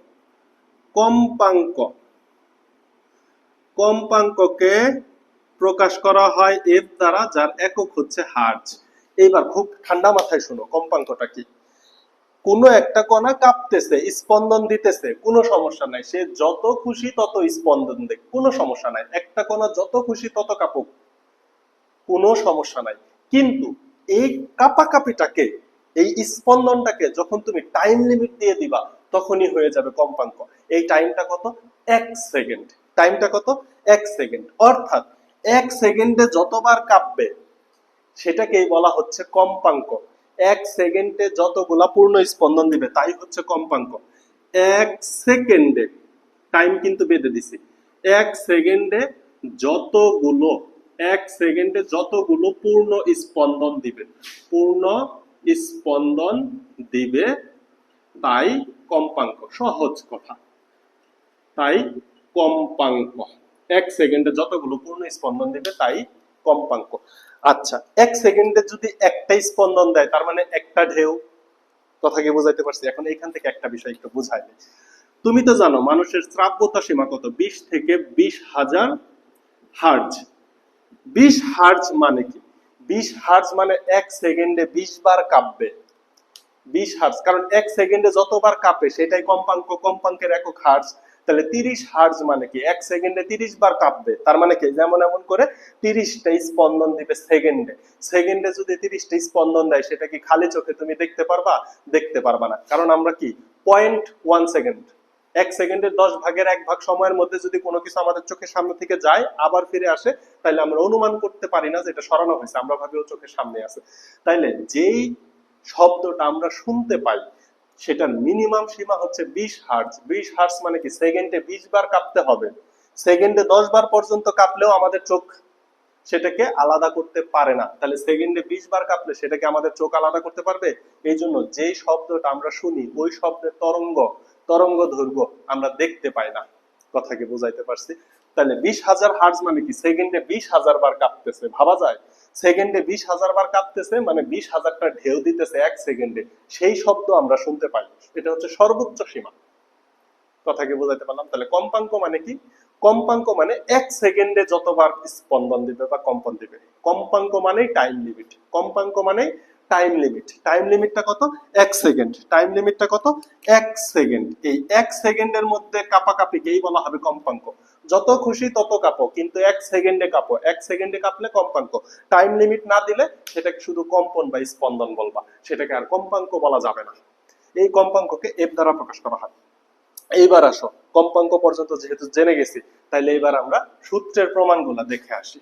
এই যে চিত্রটা মুছে দিলাম, চিত্র লাগবে না। কম্পাঙ্ক মুছে দিলাম, কম্পাঙ্ক লাগবে না। উপরের দুইটা মুছলাম না, কেন মুছলাম না দেখো। তাহলে পর্যায়কাল মানে কি? টি সেকেন্ডে একটি স্পন্দন দেয়। একটি স্পন্দন দিতে যে সময় লাগে তাকে বলা হয় পর্যায়কাল। তার মানে কি? একটি স্পন্দন দিতে সময় লাগে টি। তাহলে আমি যদি ঐকিক নিয়ম করি তাহলে আমি কি বলতে পারবো? টি সেকেন্ডে সম্পূর্ণ করে, টি সেকেন্ডে সম্পূর্ণ করে একটি পূর্ণ স্পন্দন। টি সেকেন্ডে সম্পূর্ণ করে একটি পূর্ণ স্পন্দন। এই যে উপরের লাইন থেকে লিখছি, একটি পূর্ণ স্পন্দন সম্পূর্ণ করতে যে সময় লাগে তাকে বলা হয় পর্যায়কাল টি। ঐকিক নিয়ম সাজাইলে টি সেকেন্ডে একটি পূর্ণ স্পন্দন সম্পূর্ণ করে। তাহলে আমি কি লিখতে পারি? অতএব 1 সেকেন্ডে কতগুলো পূর্ণ স্পন্দন সম্পূর্ণ করবে? 1/t, টি পূর্ণ স্পন্দন সম্পূর্ণ করবে। এখন মাত্র তুমি সংজ্ঞা পড়ছো, 1 সেকেন্ডে যতগুলো পূর্ণ স্পন্দন দিবে তাকে বলা হয় কম্পাঙ্ক। তাইলে কি তুমি বলতে পারো অতএব কম্পাঙ্ক কম্পাঙ্ক f ইকুয়াল টু 1/t? একটা গুরুত্বপূর্ণ সূত্র পেয়ে গেছো, কম্পাঙ্ক f ইকুয়াল টু 1/t। এটাকে তুমি এইভাবেও ব্যবহার করতে পারো, t ইকুয়াল টু 1/f। কিন্তু এইটা হচ্ছে কম্পাঙ্ক। 1 সেকেন্ডে যতগুলো পূর্ণ স্পন্দন দেয় তাকেই বলা হয় কম্পাঙ্ক। তাহলে f ইকুয়াল টু 1/t। কথা কি বোঝানো গেল? আচ্ছা, এইবার আসো, 1 সেকেন্ডে একটা স্পন্দন দিলে সে ল্যামডার সমান পথ অতিক্রম করে। একটি স্পন্দন মানে কি? ল্যামডা সমান পথ। এবার একটি স্পন্দন দিতে সময় লাগে কতক্ষণ? টি সেকেন্ড। তাইলে তুমি কি বলতে পারো টি সেকেন্ডে অতিক্রম করে ল্যামডা মিটার দূরত্ব, বা ল্যামডা, শুধু টি সেকেন্ড অতিক্রম করে ল্যামডা। কারণ কি, একটা কম্পন মানে একটা ঢেউ, একটা কম্পন দিতে যদি সময় টি লাগে তাহলে টি সেকেন্ডে অতিক্রম করে একটা ল্যামডা সমান দূরত্ব। আচ্ছা, টি সেকেন্ডে যদি একটা ল্যামডা সমান দূরত্ব অতিক্রম করে, তাহলে তুমি কি বলতে পারো না এক সেকেন্ডে অতিক্রম করে ল্যামডা বাই টি দূরত্ব। এখানে দূরত্ব লিখে দিলাম, ল্যামডা বাই টি দূরত্ব। টি সেকেন্ডে যদি ল্যামডা দূরত্ব অতিক্রম করে, তাহলে এক সেকেন্ডে কি ল্যামডা বাই টি দূরত্ব অতিক্রম করবে? করবে না। এখন তোমরা যারা ফিজিক্স শব্দ পড়তেছো তারা কি ফিজিক্সের গতি চ্যাপ্টার পড়ে আসো নাই? Second chapter. গতি চ্যাপ্টার মানে কি? গতি মানে কি? বেগ। বেগ V equal to metre per second, অর্থাৎ প্রতি সেকেন্ডে অতিক্রান্ত দূরত্বকে কি বলা হয়? বেগ বলা হয়। তাহলে এক সেকেন্ডে অতিক্রান্ত দূরত্বকে কি বেগ বলা যাবে না? প্রতি সেকেন্ডে অতিক্রান্ত দূরত্বই হচ্ছে বেগ। অতএব আমি কি বলতে পারি বেগ V equal to lambda by T. এই যে আরেকটা সূত্র পাইলাম, বেগ V equal to lambda by T. নিচে কি জায়গা হবে? পারফেক্ট। বেগ V equal to lambda by T. এইবার দেখো তো, বা এটাকে আমি লিখতে পারি না V equal to lambda by T না লিখে আমি যদি 1/t ইনটু ল্যামডা লিখি, তাহলে কি কোনো সমস্যা আছে? সমস্যা তো হওয়ার কথা না, কারণ ল্যামডা তো 1 এর সাথে গুণ অবস্থায় আছে। এইবার দেখো উপরে তুমি 1/t এর মান কি দেখে আসছো? f দেখে আসছো না? তাহলে কি তুমি বলতে পারো অতএব কম্পাঙ্ক V, beg V equal to F lambda. এই যে তরঙ্গের বিখ্যাত সূত্র V equal to F lambda পেয়ে গেছো। কথা কি ক্লিয়ার, বোঝানো গেছে? ঠান্ডা মাথায় দেখো, তরঙ্গের রাশিমালা বোঝানো শেষ, এখন শুধু ম্যাথ বাকি। তাহলে কি, টি সেকেন্ডে সম্পূর্ণ করে একটি পূর্ণ স্পন্দন, তাহলে এক সেকেন্ডে সম্পূর্ণ করবে 1/t সংখ্যক পূর্ণ স্পন্দন। এখন এক সেকেন্ডে যতগুলো পূর্ণ স্পন্দন সম্পূর্ণ করে তাকেই কম্পাঙ্ক বলে। তাহলে কি বলতে পারি কম্পাঙ্ক f ইকুয়াল টু 1/t। সংজ্ঞা থেকেই নিয়ে আসছি আমরা, বাহির থেকে টানি নাই। আচ্ছা, আমরা জানি টি সেকেন্ডে অতিক্রান্ত দূরত্বকে বলা হয় ল্যামডা। কারণ কি, পর্যায়কাল টি, টি সেকেন্ডে যতটুকু দূরত্ব অতিক্রম করে তাকে বলা হয় তরঙ্গ দৈর্ঘ্য। টি সেকেন্ডে যতটুকু দূরত্ব অতিক্রম করে তাকে বলা হয় তরঙ্গ দৈর্ঘ্য, অথবা একটি পূর্ণ কম্পন দিতে যতটুকু দূরত্ব অতিক্রম করে তাকে বলা হয় তরঙ্গ দৈর্ঘ্য। তাহলে টি সেকেন্ডে যদি ল্যামডা দূরত্ব অতিক্রম করে, এক সেকেন্ড অতিক্রম করবে ল্যামডা বাই টি দূরত্ব। এক সেকেন্ডে অতিক্রান্ত দূরত্বকেই তো বলা হয় বেগ। বেগ মানে কি, মিটার পার সেকেন্ড। তার মানে কি প্রতি সেকেন্ডে কত মিটার, তার মানে প্রতি সেকেন্ডে কতটুকু অতিক্রান্ত দূরত্ব। তাহলে প্রতি সেকেন্ডে অতিক্রান্ত দূরত্ব যদি ভি দ্বারা প্রকাশ করা হয়, তাহলে কি তুমি বলতে পারো না V equal to lambda by T. V equal to lambda by T, আমি 1/t কে আলাদা করলাম, ল্যামডা কে আলাদা করলাম। 1/t এর পরিবর্তে তো আমি এফ লিখতে পারি, উপরে প্রমাণ করে আসছি। তাহলে V equal to F lambda, এই হচ্ছে সূত্রের প্রমাণ। এবার এই সূত্রটা নিয়ে দুই চারটা কথা বইলা ম্যাথে চলে গেলেই হয়। আশা করি সব বুঝাইতে পারছি। এগুলা তোমরা একটু লিখে নিবা, পূর্ণ স্পন্দন লিখে নিবা, পর্যায়কাল লিখে নিবা, তরঙ্গ দৈর্ঘ্য লিখছো, কম্পাঙ্ক লিখছো কিনা জানি না, না লিখলে ওই জায়গাগুলোতে পোস্ট করে লিখবা বা স্ক্রিনশট দিয়ে রাখবা। যদি না লেখো, বারবার না পড়ো, তাহলে কনসেপ্ট ক্লিয়ার হবে না। আমি ক্লাসের শুরুতেই বলছি ম্যাথ তো সূত্র একটা দিয়ে কইরা ফেলা যায়, কিন্তু ম্যাথ গুলা ফিল করা, ম্যাথ তোমার সাথে কথা বলা, এটা জরুরি। ঠিক আছে? যদিও টানা ক্লাস, লম্বা ক্লাস, বোরিং লাগবে, এটাই স্বাভাবিক, কিন্তু কনসেপ্ট ক্লাস বোঝার সময় একটু মনোযোগ দিয়ে কষ্ট করে বুঝতে হয়, কিছু করার নাই। আচ্ছা, এইবার আসো, এইবার দুই চারটা কথা বলি তাইলেই শেষ। দেখো আমরা সূচিপত্রের বলছিলাম কি কি প্রমাণ করব, প্রত্যেকটা কিন্তু চলে আসছে।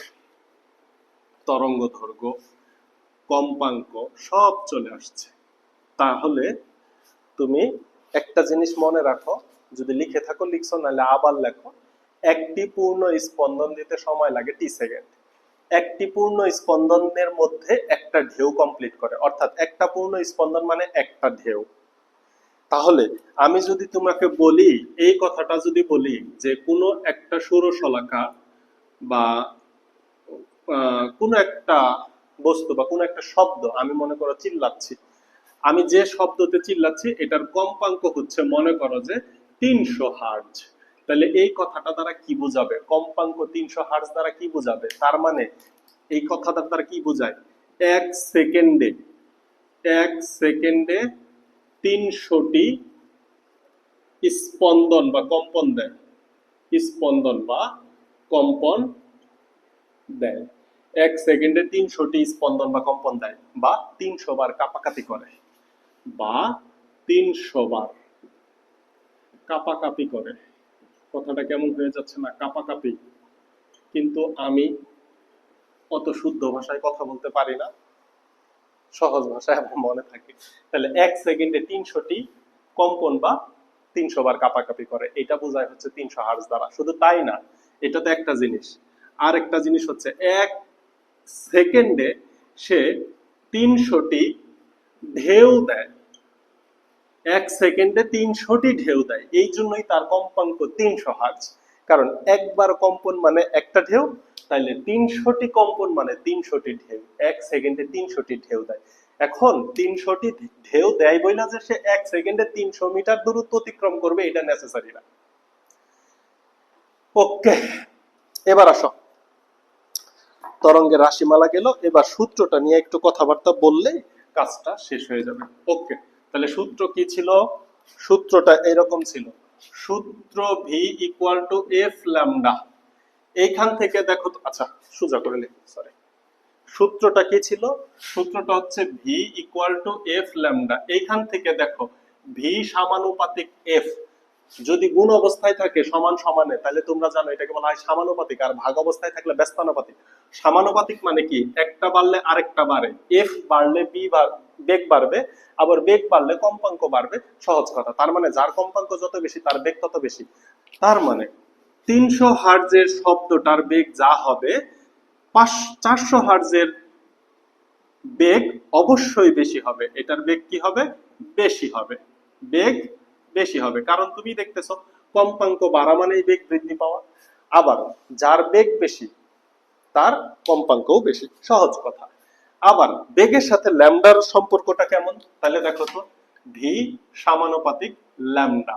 অর্থাৎ যার বেগ বেশি তার তরঙ্গ দৈর্ঘ্যও বেশি, যার বেগ বেশি তার তরঙ্গ দৈর্ঘ্যও বেশি, অথবা যার তরঙ্গ দৈর্ঘ্য বেশি তার বেগও বেশি। এরপরে আসো, এই যে ভি এফ এবং ল্যামডার মধ্যে সম্পর্ক হচ্ছে ব্যস্তানুপাত। এফ ব্যস্তানুপাত লম্বা, ল্যামডা ব্যস্তানুপাত নিচে লিখতে হয়। কিভাবে ব্যস্তানুপাত হইলো দেখো, V equal to F lambda, তাই না? এখন তুমি যদি এফ এই সাইডে রাখো, তাহলে ল্যামডাটা ভি এর সাথে এসে ভাগ হয়ে যাবে। তার মানে কি, V by lambda equal to F. তাহলে দেখো তো, ভি এবং ল্যামডা এবং এফ এর মধ্যে সম্পর্কটা কি হয়ে যাচ্ছে? ব্যস্তানুপাত হচ্ছে কিনা? ব্যস্তানুপাত হচ্ছে। অর্থাৎ যার কম্পাঙ্ক বেশি হবে তার তরঙ্গ দৈর্ঘ্য ছোট হবে, যার কম্পাঙ্ক বেশি হবে তার তরঙ্গ দৈর্ঘ্য ছোট হবে। আবার যার তরঙ্গ দৈর্ঘ্য বেশি হবে তার কম্পাঙ্ক ছোট হবে। খুবই গুরুত্বপূর্ণ, কারণ যখন দুইটা ভিন্ন মাধ্যমের কম্পাঙ্ক দেওয়া থাকবে এবং তরঙ্গ দৈর্ঘ্যের পার্থক্য দেওয়া থাকবে, তখন তুমি কোনটা থেকে কোনটা বিয়োগ করবে এটা বুঝতে পারবা না। এটা সৃজনশীল অনেক বেশি কাজে লাগবে। সো এটা মনে রাখবো যে গুণ অবস্থায় থাকলে সমানুপাতিক, ভাগ অবস্থায় থাকলে ব্যস্তানুপাতিক। তাহলে ভি হচ্ছে এফ এবং ল্যামডার সমানুপাতিক, এফ এবং ল্যামডা পরস্পর ব্যস্তানুপাত। আরো একটা কথা, আরো দুইটা কথা মনে রাখবো। আরো দুইটা কথা কি মনে রাখবো? দেখো, মাধ্যম যদি একই হয় তাহলে কম্পাঙ্ক সেম হবে। মাধ্যম একই হলে কম্পাঙ্ক সেম হবে। মাধ্যম একই হলে কম্পাঙ্ক একই। মাধ্যম একই হলে কম্পাঙ্ক একই। সরি, মাধ্যম না, এটাকে উৎস বলা যায়। উৎস, মাধ্যম মানে তো হচ্ছে দুই ভিন্ন জিনিস। উৎস, উৎস একই হলে কম্পাঙ্ক একই। মাধ্যম তো হচ্ছে একটা বায়ু মাধ্যম, আর একটা তরল বা পানি মাধ্যম, আর একটা কঠিন মাধ্যম লোহা হতে পারে। তাহলে উৎস একই হলে কম্পাঙ্ক একই হবে। বিষয়টা এইভাবে খেয়াল করো। মনে করো যে তুমি পুকুরে গোসল করতে নামছো, লং টাইম গোসল করতেছো, তোমার মা তোমাকে উপর থেকে ডাকতেছে। তুমি যদি পুকুরের উপরে মানে দাঁড়ায় থাকো, তাহলে বায়ু মাধ্যমে তোমার মায়ের ডাক তুমি শুনতে পারতেছো। এখন উৎস তো একই, তোমার মা যখন তোমাকে ডাকতেছে, তার মানে প্রত্যেক মানুষের গলার একটা ভিন্ন কম্পাঙ্ক আছে, ভিন্ন আওয়াজ আছে। নিচ থেকে বা বাহির থেকে যদি তোমার মা বা বাবা কথা বলে, তাহলে তুমি কণ্ঠতেই বুঝতে পারো। তাহলে তোমার মায়ের কণ্ঠ তুমি পানিতে দাঁড়িয়ে থাকা অবস্থায়, মানে তোমার কানটা আছে বায়ু মাধ্যমে, পানি তোমার গলা পর্যন্ত বা বুক পর্যন্ত, তখনও তুমি তোমার মায়ের কণ্ঠ বুঝতেছ। তুমি যখন পানির মধ্যে ডুব দিবা, ডুব দেওয়া বুঝো তো, নিচে নেমে যাবা, তখনও উপর থেকে তোমার মা যখন ডাকবে, তুমি কিন্তু ওই পানির ভিতরে বসেই তোমার মায়ের কণ্ঠ শুনতে পারবা। তখনও কিন্তু তুমি কণ্ঠ সেম পাবা, তখনও কিন্তু মায়ের কণ্ঠটা চেঞ্জ হয়ে যাবে না। মায়ের কণ্ঠটা হঠাৎ করে বাবার কণ্ঠের মতো হয়ে যাবে না। অর্থাৎ উৎস যদি সেম থাকে, তুমি বাতাসে থাকো বা পানিতে থাকো, কম্পাঙ্ক সেমই হবে। আর যদি মাধ্যম ভিন্ন হয় তাহলে শব্দের বেগ ভিন্ন হবে। তাহলে এই কথাটাও মনে রাখো, মাধ্যম একই হলে বেগ একই হবে, মাধ্যম ভিন্ন হলে বেগ ভিন্ন হবে। তাহলে উৎস সেম হলে কম্পাঙ্ক সেম, আর যদি মাধ্যম একই হলে বেগ একই হবে। মাধ্যম একই হলে বেগ একই হবে।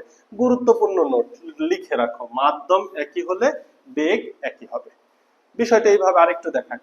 মনে করো দুইটি ভিন্ন মাধ্যম, এ মাধ্যম এবং বি মাধ্যম। এটা হচ্ছে এ মাধ্যম আর এখানে আছে বি মাধ্যম। ওকে, তাহলে এ মাধ্যমে যে শব্দের বেগ সেটাকে বলা যায় ভি এ, কম্পাঙ্ককে বলা যায় এফ এ, এবং তরঙ্গ দৈর্ঘ্যকে বলা যায় ল্যামডা এ। বি মাধ্যমে শব্দের বেগকে তুমি ধরতে পারো ভিবি, তারপরে হচ্ছে কম্পাঙ্ককে ধরতে পারো এফ বি, এবং তরঙ্গ দৈর্ঘ্যকে ধরতে পারো ল্যামডা বি। এবার যে লাইনটা লিখবে এটা খুবই গুরুত্বপূর্ণ। যদি F A less than F B হয়, অর্থাৎ এ মাধ্যমের কম্পাঙ্ক যদি বি মাধ্যমের কম্পাঙ্ক থেকে ছোট হয়, তাহলে কম্পাঙ্কের সাথে তরঙ্গ দৈর্ঘ্য কি অনুপাত? ব্যস্ত অনুপাত। তাইলে এ মাধ্যমের কম্পাঙ্ক ছোট হলে, এ মাধ্যমের কম্পাঙ্ক ছোট হলে এ মাধ্যমের তরঙ্গ দৈর্ঘ্য ল্যামডা এ কিন্তু ল্যামডা বি অপেক্ষা বড় হবে। কারণ কি? তাদের মধ্যে ব্যস্ত অনুপাত দেখা যাওয়ার কথা।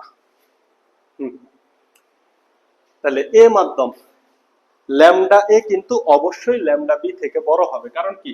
কম্পাঙ্ক ব্যস্তানুপাত। এ মাধ্যমের কম্পাঙ্ক ছোট, তাহলে এ মাধ্যমের তরঙ্গ দৈর্ঘ্য বড় হবে। সেই ক্ষেত্রে যদি তরঙ্গ দৈর্ঘ্যের পার্থক্য বলে, সেই ক্ষেত্রে কিন্তু ল্যামডা এ থেকে ল্যামডা বি বাদ দিতে হবে। আবার এটা তো কম্পাঙ্কের সাথে তরঙ্গ দৈর্ঘ্যের সম্পর্ক গেল, এবার বেগের সাথে তরঙ্গ দৈর্ঘ্যের সম্পর্ক দেই। যদি এ মাধ্যমের V A less then VB হয়, অর্থাৎ এ মাধ্যমের বেগ যদি বি মাধ্যমের বেগের থেকে ছোট হয়, তাহলে তরঙ্গ দৈর্ঘ্যের সাথে সম্পর্ক করব। বেগের সাথে তরঙ্গ দৈর্ঘ্যের সম্পর্ক কি? সমানুপাত। তাহলে এ মাধ্যমের তরঙ্গ দৈর্ঘ্য ছোট হলে, এ মাধ্যমের তরঙ্গ দৈর্ঘ্য ছোট হলে, সরি, এ মাধ্যমের বেগ কম হলে এ মাধ্যমের তরঙ্গ দৈর্ঘ্য ছোট হবে। কারণ কি? বেগের সাথে তরঙ্গ দৈর্ঘ্যের সম্পর্ক সমানুপাত। তাহলে এ মাধ্যমের বেগ কম, অর্থাৎ এ মাধ্যমের তরঙ্গ দৈর্ঘ্য কম বা ছোট। কথা কি বোঝানো গেল? এইভাবে তোমাকে বের করতে হবে, বের করে ম্যাথে যাবা।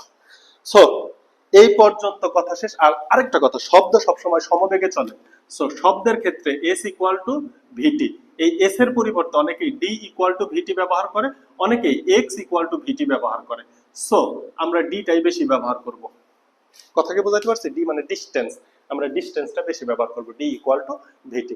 এই হচ্ছে তরঙ্গের রাশিমালা, প্রত্যেকটা কনসেপ্ট পর্যন্ত শেষ। এরপরে যা আছে শুধু ম্যাথ। এখন এত লম্বা ক্লাসের পরে যদি দুইটা তিনটা ম্যাথ না করাই, তাহলে কেমন লাগে না? একটু অসম্পূর্ণ লাগে। দুইটা তিনটা ম্যাথ করবো আমরা।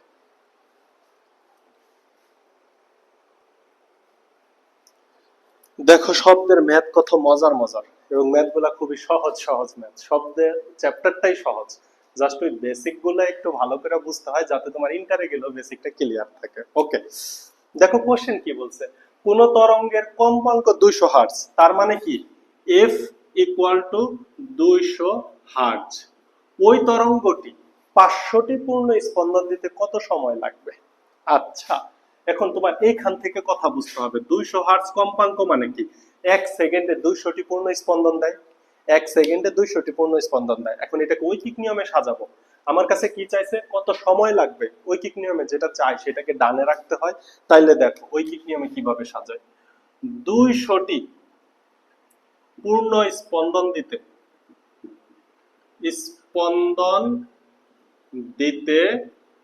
সময় লাগে, সরি, 200টি পূর্ণ স্পন্দন দিতে সময় লাগে 1 সেকেন্ড।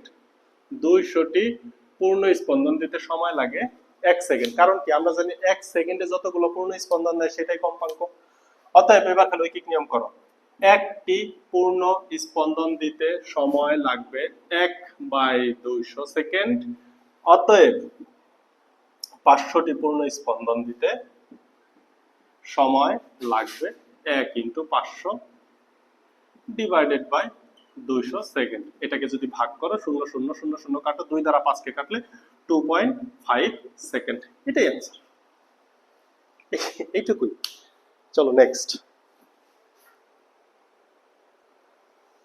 দেখো পরবর্তী কোশ্চেন। ঢাকা বেতার কেন্দ্র মিডিয়া ওয়েভ মানে ঢাকার একটা রেডিও স্টেশন 630 কিলো হার্টজ কম্পাঙ্ক বিশিষ্ট অনুষ্ঠান সম্প্রচার করতেছে বা হচ্ছে। রেডিও তরঙ্গের বেগ দেওয়া আছে। আচ্ছা এই বেগ যদি না বলে, তোমাকে যদি বলে রেডিও তরঙ্গটি আলোর বেগে সম্প্রচার হচ্ছে, আলোর বেগ, এটাই আলোর বেগ c ইকুয়াল টু 3 × 10⁸ হলে তরঙ্গ দৈর্ঘ্য নির্ণয় করো। তাহলে তরঙ্গ দৈর্ঘ্য ল্যামডা আমরা কি জানি, v equal two f lambda, এত বা ল্যামডা ইকুয়াল টু কি লিখতে পারো তুমি, v বাই f। এখন কথা হচ্ছে বেগ তো মিটার পার সেকেন্ডে দেওয়া আছে, কিন্তু কম্পাঙ্ক f ইকুয়াল টু কিসে দেওয়া আছে দেখো তো, 630 কিলো হার্টজ। এই কিলো হার্টজটাকে আমার হার্টজে নিতে হবে, তাই সে 630 ইনটু 1000, তাইলে আমার হয়ে যাবে হার্টজ। আর এই যে বেগ v equal to 3 into 10⁸ metre per second তো দেওয়াই আছে। এবার মান বসাই দাও, 3 ইনটু 10⁸ ডিভাইডেড বাই হচ্ছে 630 আরো 3টা শূন্য, তরঙ্গ দৈর্ঘ্য ল্যামডা। এটা ক্যালকুলেটর চাপো, চাপলে অ্যান্সার আসবে 476.19 মিটার। রেডিও ওয়েভ, রেডিও তরঙ্গগুলা কিন্তু অনেক বড় হয়, তরঙ্গ দৈর্ঘ্যগুলো অনেক বড় বড় হয় রেডিও স্টেশনের তরঙ্গগুলা। বেতার তরঙ্গ সবথেকে বড় তরঙ্গ হয় বেতার তরঙ্গ। আর একটা লাস্ট ম্যাথ করাই।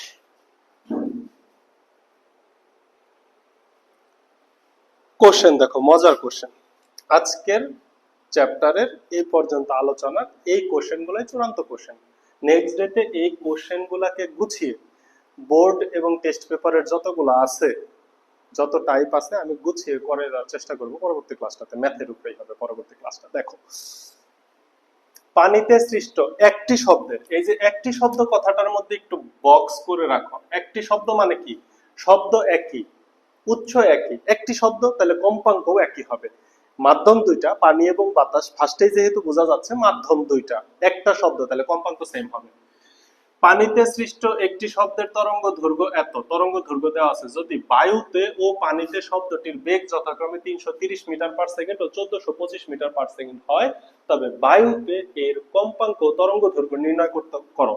তার মানে তোমার কাছে চাইছে কি বায়ুতে কম্পাঙ্ক, তাহলে কম্পাঙ্ক এফ অফ এ, বায়ু মানে air, F of A equal to what, এটা একটা কোশ্চেন। এবং বায়ুতে তরঙ্গ দৈর্ঘ্য lambda of A equal to what, এটা একটা কোশ্চেন। এখন বায়ুতে শব্দের বেগ V of A equal to দেওয়া আছে 330 মিটার পার সেকেন্ড। এই যে এইটা তোমাকে দেওয়া আছে, লিখে একটু বক্স বক্স করে লিখতে হবে, আমি একটু সাইডে লিখে ফেললাম। আচ্ছা, তাহলে এই উপরের দুইটা চাইছে, বাতাসের একটা মাত্র তথ্য দেওয়া আছে। এখন সূত্র তো তুমি জানো, V equal to F lambda, কোনো সমস্যা নাই। এখানে অজানা রাশি আছেই মাত্র তিনটা, তিনটার মধ্যে যে কোনো একটার মান বের করতে হইলে দুইটার মান জানা থাকতে হবে, কিন্তু এখানে দুইটার মানই তোমার অজানা, তাহলে তো বের করা যাচ্ছে না। এবার আসো তাহলে অন্যান্য তথ্য থেকে, পানিতে শব্দের তরঙ্গ দৈর্ঘ্য, তাহলে পানিতে তরঙ্গ দৈর্ঘ্যকে আমি যদি ল্যামডা ডব্লিউ লিখি, lambda W equal two 8.75 centimetre, তরঙ্গ দৈর্ঘ্য সবসময় মিটারে নিতে হবে, সেন্টিমিটারকে মিটারে নিতে গেলে ভাগ করতে হয়, সেন্টিমিটার ছোট, তাইলে 8.75 কে তুমি যখন 100 দ্বারা ভাগ করবা তখন হয়ে যাবে মিটার, তাহলে দুইটা শূন্য আছে এক ঘর, তাহলে আরো একটা শূন্য দিয়ে দুই ঘর বানাইলাম, 875 মিটার। এই হচ্ছে পানিতে তরঙ্গ দৈর্ঘ্য ল্যামডা দেওয়া আছে। একটি শব্দের তরঙ্গ দৈর্ঘ্য, তাহলে কম্পাঙ্ক এফ, তাহলে কম্পাঙ্ক এফ তো দেওয়া নাই, পানিতে কম্পাঙ্ক এফ দেওয়া নাই, কিন্তু দেখো পানিতে শব্দের বেগটা দেওয়া আছে, তাইলে V W equal to 1425 metre per second, তাইলে এফ ইকুয়াল টু হোয়াট, আমার এফ বের করতে হবে। এখন তোমাদের আমি আগেই একটা কথা বলছি, একটি শব্দ, তার মানে এফ এইখানে যা হবে এইখানে তাই হবে। এই জন্য আমি যদি এইখানে এফ ডব্লিউ লিখি আর এইখানে যদি এফ এ লেখা রাখি, তাহলে এফ ডব্লিউ এর মান বের করার পরে তুমি কনফিউশনে পড়বা। কারণ কি, এফ ডব্লিউ এর মান পাইছো, এফ এর মান পাও নাই, প্রবলেম না। এর জন্য একটু চালাকি করতে হবে। যেহেতু কম্পাঙ্ক সেম, তাহলে বায়ু মাধ্যমের কম্পাঙ্ককেও এফ ধরে নিব, পানি মাধ্যমের কম্পাঙ্ককেও এফ ধরে নিব। তাইলে আর তুমি কনফিউশন ছাড়া পরবর্তীতে এখানে ব্যবহার করতে পারবা। কথা কি বোঝানো গেল? তাহলে সূত্র দাও, V equal to F lambda, এত বা এফ ইকুয়াল টু কত লেখা যাবে, V by lambda equal to V কত দেওয়া আছে দেখো তো, 1425 ডিভাইডেড বাই ল্যামডার মান কত পাইছো, 0.0875, কম্পাঙ্কের একক হচ্ছে হার্জ। এত বা এফ ইকুয়াল টু, দেখো তো কম্পাঙ্ক কত পাওয়া যায়, এটাকে ভাগ করো, এটাকে ভাগ করলে কম্পাঙ্ক কত পাবা, এটাকে ভাগ করলে কম্পাঙ্ক পাবা, দাঁড়াও ভাগ করো, তাহলে পাবা হচ্ছে 16, 16, 16285 তোমরা ক্যালকুলেটর নিয়ে ভাগ করবা, এটাকে ভাগ করে এখন আর কতটুকু সময় নষ্ট করবা, এত হার্জ। তাহলে এই যে কম্পাঙ্ক পাইছো, তাহলে উৎস যেহেতু একই, তাহলে বায়ু মাধ্যমে কম্পাঙ্ক যা, পানিতে কম্পাঙ্ক যা, বাতাসেও কম্পাঙ্ক তা। তাহলে এবার বাতাসে তোমার কম্পাঙ্ক বের করতে বলছে, বাতাসের কম্পাঙ্ক পেয়ে গেছো, এইটাই হচ্ছে বাতাসের কম্পাঙ্ক। এবার বাতাসের তরঙ্গ দৈর্ঘ্য তুমি বের করতে পারবা, কারণ দুইটা রাশি তোমার জানা আছে। অতএব অতএব ভি, এখানে সূত্র দেওয়ার সময় একটু কাজ করতে পারো, এটা যেহেতু পানির, এখানে লিখতে পারো ভি ডব্লিউ, এখানে লিখবা ল্যামডা ডব্লিউ, কিন্তু কম্পাঙ্কের ক্ষেত্রে এটা লিখবা না। তাহলে V W divided by lambda W, এখানে যখন সূত্র দিবা ভি এ মানে বাতাসের শব্দের বেগ equal to F into lambda A, এত বা এইখান থেকে যখন তুমি ল্যামডা এ বের করবা, সেটা হয়ে যাবে V A divided by F equal to V A দেওয়া আছে 330 ডিভাইডেড বাই কম্পাঙ্ক মাত্র বের করছো 16,285.71, যেহেতু তরঙ্গ দৈর্ঘ্য একক হয়ে যাবে মিটার, এটাকে ক্যালকুলেটরে ভাগ করে দেখো, আমি সরাসরি বসিয়ে দিচ্ছি, এটা আসে 0.02 মিটার। এই হচ্ছে অ্যান্সার, তরঙ্গ দৈর্ঘ্য পেয়ে গেল। অনেক লম্বা ক্লাস হয়েছে, নো মোর টুডে। এই টাইপের ম্যাথ আরো সামনে আসবে। শুধুমাত্র V equal to F lambda, এরা যে পরস্পর ব্যস্তানুপাত, আমি বইয়ের ম্যাথে বা টেস্ট পেপারের ম্যাথে ঢোকার আগে এটা দিয়ে নিজের মতো করে 3-4টা ম্যাথ করাই নিব। এটার জন্য আমার একটু সময় লাগবে, 10-15 মিনিট সময় লাগবে, এর জন্য আজকে আর দিলাম না। সো ভালো থাকবা। আর শুরু থেকে আমি একটু ক্লাসটা লম্বা হলেও চেষ্টা করছি বেসিক কনসেপ্ট সহ জানাইতে। তোমরা অবশ্যই আমাকে একটু ফিডব্যাক দিবা লাস্টে, যে ক্লাসটা কেমন হলো, অনেক বেশি বড় হলো বলে ঝামেলা হলো কিনা। আর যে জানার জন্য ক্লাস করবা, তার জন্য ক্লাস ছোট বড় বিষয় না, তার জন্য পরিপূর্ণ একটা ক্লাস হচ্ছে গুরুত্বপূর্ণ বিষয়। আমাকে একটু কমেন্টে ফিডব্যাক দিবা, একটু ফিডব্যাক পাইলে জিনিসটা একটু ভালো হয়, যে ঠিক আছে কিনা বা কোন জায়গায় কোন অবস্থানে একটু খারাপ হয়েছে জানাবা একটু কাইন্ডলি। ঠিক আছে, ভালো থাকো, সুস্থ থাকো, আল্লাহ হাফেজ। এবং আল্লাহ যদি সুস্থ রাখে তাহলে তো দেখা হতেই থাকবে পরবর্তীতে ইনশাল্লাহ।